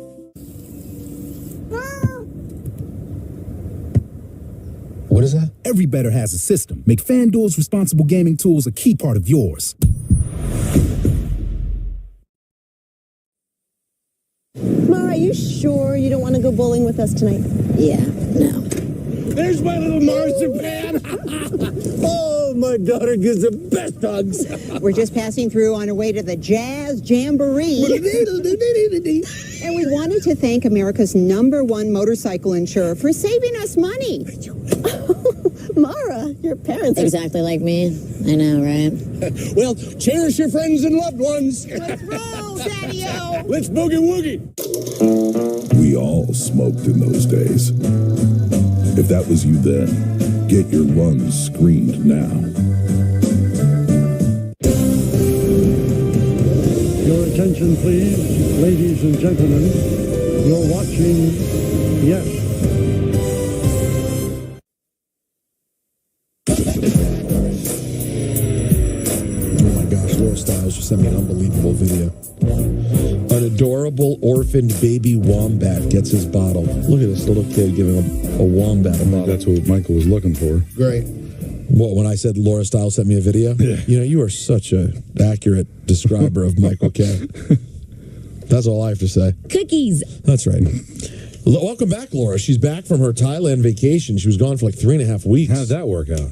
Thailand. She loves Thailand. She goes like she used to go all the time. It's now been. It was her first time taking her daughter, so it's been 3 years. How old's her daughter's 3? Yeah, that's sick. How fast? Yeah, I've been to Thailand. There's a store in the Westchester Mall. They sell ties there. Thailand. You know, I think Thailand would actually be up your alley. No, it wouldn't. It's relaxing. It's beautiful. There's no shot. Really long. Zero. 2 long flights. I'm out. I want to go to Australia. I won't do it. 20 hours. Australia's further. Did I ever tell you Don's dumb story? Farther. What did I say? Distance is farther. Thought is further. Come on, get with it. You are such a loser. Now, a quick. I mean, honestly, who cares? I'm trying so you don't make these mistakes in front of important people. I don't. Honestly, you're actually confused about how smart the important people are. Like, you know what I'm saying? I'm starting to learn that you're Thank you very much. The Don Dumb story. Right. This is going back like 20 Love years Don ago. Dumb. He's a great guy. My buddy Bill was getting married in Lake George in Ticonderoga. Right. And it was a small affair, and he was going to have the rehearsal dinner at a place called Thai Pie. And I said to Nancy, I think we're in trouble. She's like, what? I said, the place is called Thai Pie. I said, you don't like Thai food? I mean, this is probably... And Nancy's looking at the invitation. She looks at me. She's like, we're going to Ticonderoga. I said, yeah. Thai pie. It's a pizzeria. Oh. Now, is that dumb, Don, or just not thinking? No, you know what? I wouldn't have thought that. I wouldn't have. You would have thought it was a Thai restaurant, right? I thought where you were going, it was going to be that you were pronouncing Taipei, Thai pie. Yeah, I mean, there are a lot of things that would amplify your dumbness. That's not it. All right, well, thank you. That makes me feel better. Yeah, I think Nancy thought I was dumb. I think you're. That's the story she still tells. I think you're just fine. By the way, Don, tonight we're on the. We go to. I'm like I made fun of Don for how fast he blazed through Breaking Bad. Because it was insane. I'd never seen anything like it. The combination of Breaking Bad and Better Call Saul to do them all in like what, a month? Pretty much, yeah. Month, 6 weeks, maybe. 6 weeks on both. Yeah. It was unbelievable. But I'm on the final episode of season 4 of 6 Feet Under tonight. You're blazing everybody through. Dies in the end. Please, but don't. What are you doing? What are you doing? That's the most famous final episode of all time. I honestly, Anthony, if you could dump, I would say please do that. Can you not? Can you not just do me a favor? Don't specifically ruin the show for my wife. It's one thing when he ruins it generically for people. Can you not ruin the show that we're watching right now? No, don't have the conversation. You're incapable of not making it worse. Don, am I wrong? No, he can't make. Yeah, you will only make it worse. He will. We did it recently. We had a Santa conversation. When did 6 Feet Under? It doesn't mean you know he's watching it with his wife. You know his wife listens and watches the show. It is the whole reason that you got to see it to the end, and you just let's move on. Hopefully, she's not watching or listening. She doesn't listen to the show. Well, I mean, she's on her way to pick me up though soon, so it could be problematic. Oh, sorry. And you don't even watch the show, so you're a double bad guy. Never watched it. But don't be proud of it. Yeah, I'm not ashamed of it. Do you have any? You should be. I am not. But do you have any respect for me and Peter, like combined? No, sure. And we both just told you it's one of our favorite shows ever. Okay. And it's an HBO. When does HBO ever get it wrong? But Michael doesn't like good things. But I'm saying is that HBO got it wrong a lot. When? I don't want to name names. What? Who's going to be people in the sports business?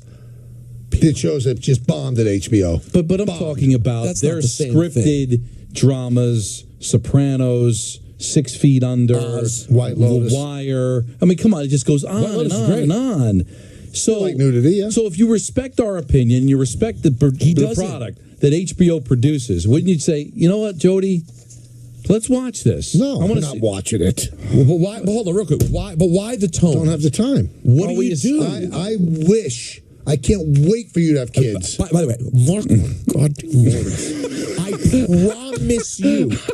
I promise you, I'm going to watch what needs to be watched. No, you won't. I promise. Hey, Don, how was Breaking Bad, Don? It was terrific. I've got kids. Oh, wait, Don, how old are your kids?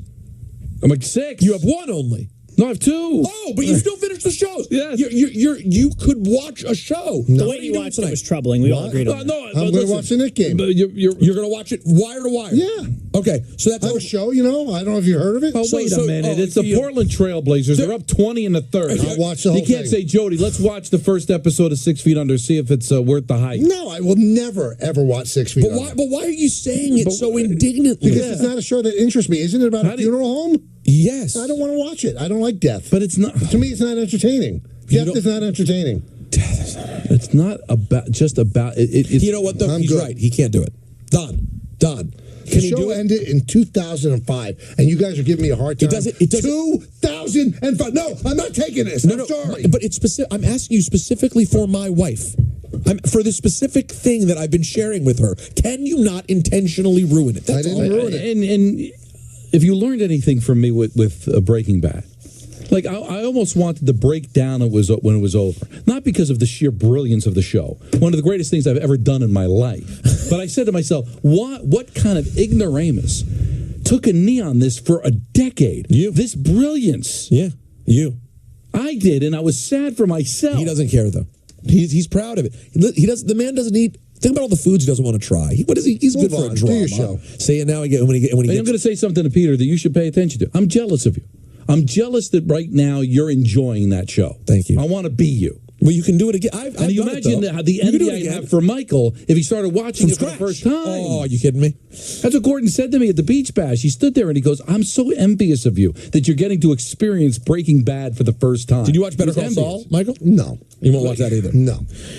All right, ENN is brought to you by Security Dodge. Does it bother you that one of the greatest shows in the history of television you're not going to watch? No, I'm good. Wouldn't it bother you? No. And it's unfortunate. I hope that people can do a better job telling people about our show. Because imagine you telling a friend, I love sports.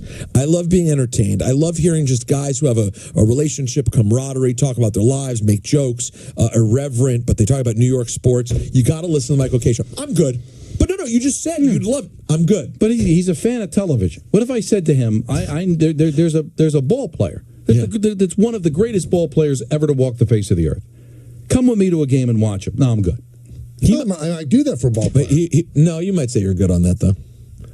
Depends on the player situation. Go on with your show. This is the show. Guys, I'm sorry to report the Titans have fired Mike Vrabel. I think it's a mistake. A lot of people seem to feel that way. Vrabel led the Titans to 4 consecutive winning seasons after arriving in 2018, but they were 7-10 in 2022, 6-11 this season, and they've won 6 of their last 24 games. But really, essentially, no quarterback. No offense to Ryan Tannehill, but come on. By the way, I agree. Tannehill is not it. Is Vrabel appealing to you guys? Yes, very much so. Is he an attractive choice? For who? Maybe me. Well, I think he is. I think he's a really good coach. I'm not saying anything, but you'll be doing better than what you've had the last few years.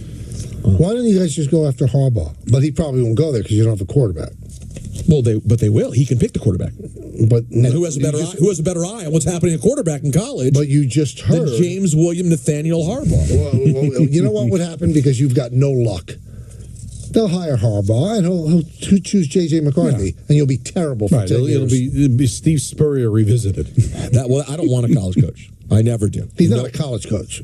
Well, he took his team to the Super Bowl. He did. Listen, Jimmy Johnson was a college coach. You can get it right. When I think of Jim Harbaugh, though, I think college coach. That's your issue.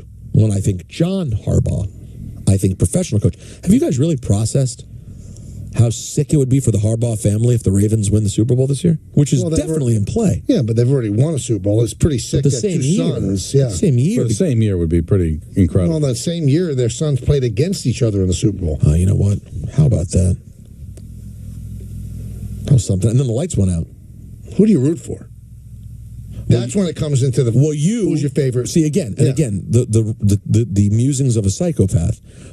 Michael would say easy. You just pick the child you like better, whereas other people would go, no, you can't pick. Michael would go, oh no, you pick, and you know exactly who you be. If you're the Harbaugh family, and John treats you much better than Jim throughout your life, you're going to root for John. Yeah, but that takes the fun out of the conversation. If everything is equal. I would think. Well, if everything's equal, you can't choose. When Scott and Rob Niedermeyer played in the Stanley Cup Final in 2003, their mom had the split jersey, the whole thing, but she admitted she rooted for Rob because Rob didn't have a ring. Who won? So Scott. Oh.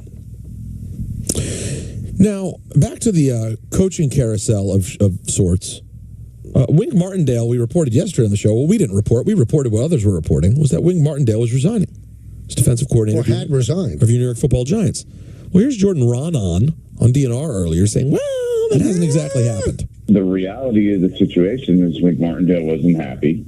He did not like what was going on in the organization. His relationship with Brian Daboll was completely fractured to the point where he didn't really want to return. So now we see the song and dance going on back and forth. Daboll going up there and Joe Shane saying the expectation he's back, firing his two right-hand men and the Wilkins brothers. There's other factors that go into it, like, Wink is under contract. Does he go elsewhere? Where does he go? He has not actually submitted his resignation yet. The Giants haven't actually heard from him since yesterday when everything started going down.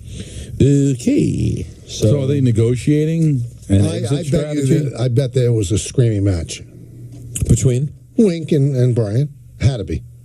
After he fired the Wilkins guys, who we never heard of before yesterday, and unless you're covering the team, he probably went nuts and went in and screamed at him. So the assumption was, well, he's resigned. It's like when Larry David screamed at Lorne Michaels when he was a writer. Right. And came back the next day. Right, just pretend it never happened. Yeah. Kramer told him to just go back. So you think that Wink, everyone assumed it's got to be over. Right. And he showed up and was like, it's not over. I didn't say anything. Yeah, I'm because still here. he wants to be free. I'm sure that's the game Bill Belichick's playing. I'm not going to resign. Fire me. I don't want you to get anything from me. The team I go to, I want them to have that draft pick. You want to get rid of me? Get rid of me. Beautifully said. Now, with the report that he's going to resign, was it a misunderstanding he's gone? And the assumption was, well, he was going to resign because he didn't get fired. But Wink's gone, but he's not going to go quietly, and he's probably going to sit down and say, we're going to figure something out here. And if we can't figure it out, then fire me. I'm not just going to resign and forfeit my contract. Something's going on. I would think it's going to happen soon. And then it becomes a game of chicken, where Dable probably doesn't want him. He doesn't want to be there, but he wants to be free to go wherever he wants and stick it to the Giants, take over for Matt Patricia in Philadelphia, take over in Washington, something like that. And the Giants don't want him to do that. So you might just have people that are staying together because of the kids. I'll tell you guys, none of this feels like the Giant way that we know and love. Nope. This is not very Giant-y. Not into it. Real quick, good evening to Michael. I mean, that's how we are all at the beginning of relationships, and then, we fart. And to Michael. You two are drifting, and I'm glad about it. What? Michael? I've been to Thailand. There's a store in the Westchester Mall. They sell ties there, Thailand. Wow. Is this the latest we've ever done? Yeah. Don? I like a good throw. To myself. It was there all day and it just popped out. Throwing to the national championship. Yeah. Oh, that's right. I did say you don't even remember the brilliance that comes so much. There's so much. To Don and myself. The Don Dumb story. Love Don Dumb. He's a great guy. And the Michael and Don situation. Go on with your show. This is the show. There've got to be 30 drops that are that exact same thing. Let's hurry up and get the sports. All right, I don't know if you guys heard. I never really wanted to throw this baseball at him than I do right now. Me? I mean, really hard. At me? Yeah. That Just one, being you. But that one drop really bothered Michael. Which one? The fart one. It didn't bother me. No? Then when do you want to throw the ball at him? He annoys me. I mean, that's how we are all at the beginning of relationships, and then, we fart. And you know exactly what I meant. You're in your best behavior when you start dating somebody, and then all of a sudden you do Dutch ovens. I don't think there's... Depends on the situation. There's slippage, but like Dutch ovens, that's Dutch ovens is 10 years in. That's deep. That's the beginning of the end. Here's Jimmy Kimmel last night. He had some words for Aaron Rodgers. Aaron Rodgers has a very high opinion of himself because he had success on the football field. He believes himself to be an extraordinary being. He genuinely thinks that because God gave him the ability to throw a ball, he's smarter than everyone else. The idea that his brain is just average is unfathomable to him.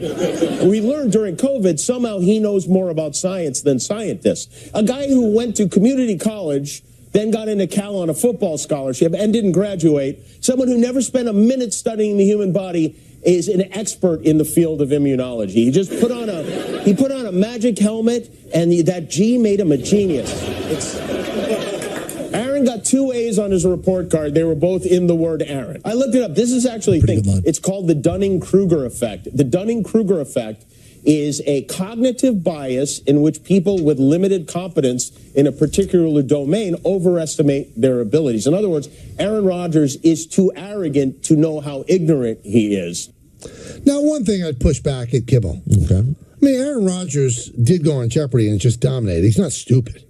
Celebrity Jeopardy. I get it, but he won. His peers he beat up.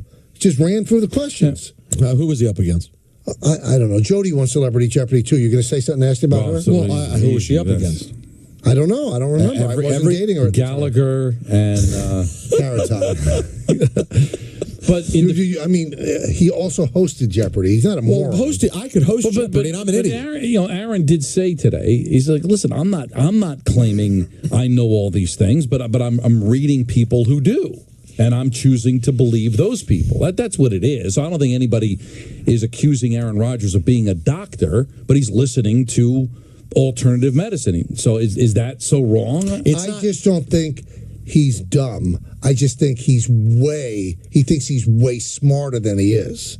But he's not a dumb guy by any stretch. He beat Shark Tank's Kevin O'Leary. Smart guy. Don't know who it is. And who's the other one? You don't know the bald guy. Mark Kelly, the astronaut. Mark Kelly, he beat an astronaut. No, I apologize. That's pretty good. Pretty good run by him. You don't send astronauts up into space if they're dumb. I've never met an astronaut. They could all be morons. How can they be morons with the stuff they have to do? Aren't they kind of rocket science? Yeah. No. You could say they're rocket scientists. You could also say they're NASCAR you're not going drivers. They could be closer to Dale Jr. How do I know? You're not going up in Blue Origin. Anybody could go on. These are astronauts. They run the ship. Now, you know for a fact that in order to be a successful astronaut, you have to be incredibly smart. Yes. Sure. Yeah. I would bet that. I mean, I can't say I'm sure, but I would bet on the side of being really smart. Now, I would say this too. Most quarterbacks are pretty smart too. Yeah. I mean, there's a lot to memorize. You have to know every single job. Everyone has to do every play and think very, very And nobody's quickly. ever accused him of being a quarterback, with a 10-cent head. I mean, so I agree with Peter. You got to be smart at both, but an astronaut's an astronaut. Astronaut has. What was that, Anthony? You looked it up. Looking it up real quick, it says that typically aspiring astronauts need to have a master's degree, usually in the STEM field, and 2 years of training, and pass the NASA physical. That's light. That's light. A master's degree in juggling is not light. It's hard to get a master's degree. I know lots of people with master's degrees that are not that impressive. In engineering, bioscience, or physical science. Let's go over his resume. Go ahead. He beat an astronaut. He beat a guy who's pretty smart in business from Shark Tank. He won several days of Celebrity Jeopardy. He did get into Cal. They just don't let any idiot in. But it's a D1 school. They give scholarships, correct? Yeah, but just not anybody could get. Even if you're a good quarterback, you don't get to Stanford or Cal. Sure, but transferring is easier. But he's not a dunce. No.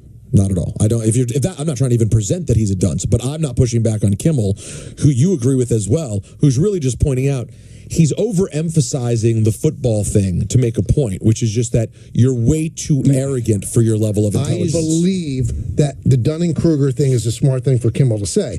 He thinks he's smarter than he is. But he is smart. But he's smart. Yes. But 100% agree, but the smartest people that I know never spend time trying to prove it to you all the time. And he does do that a lot. Yeah, he hangs on the rim. But, somebody is paying him $1 million to be a guest.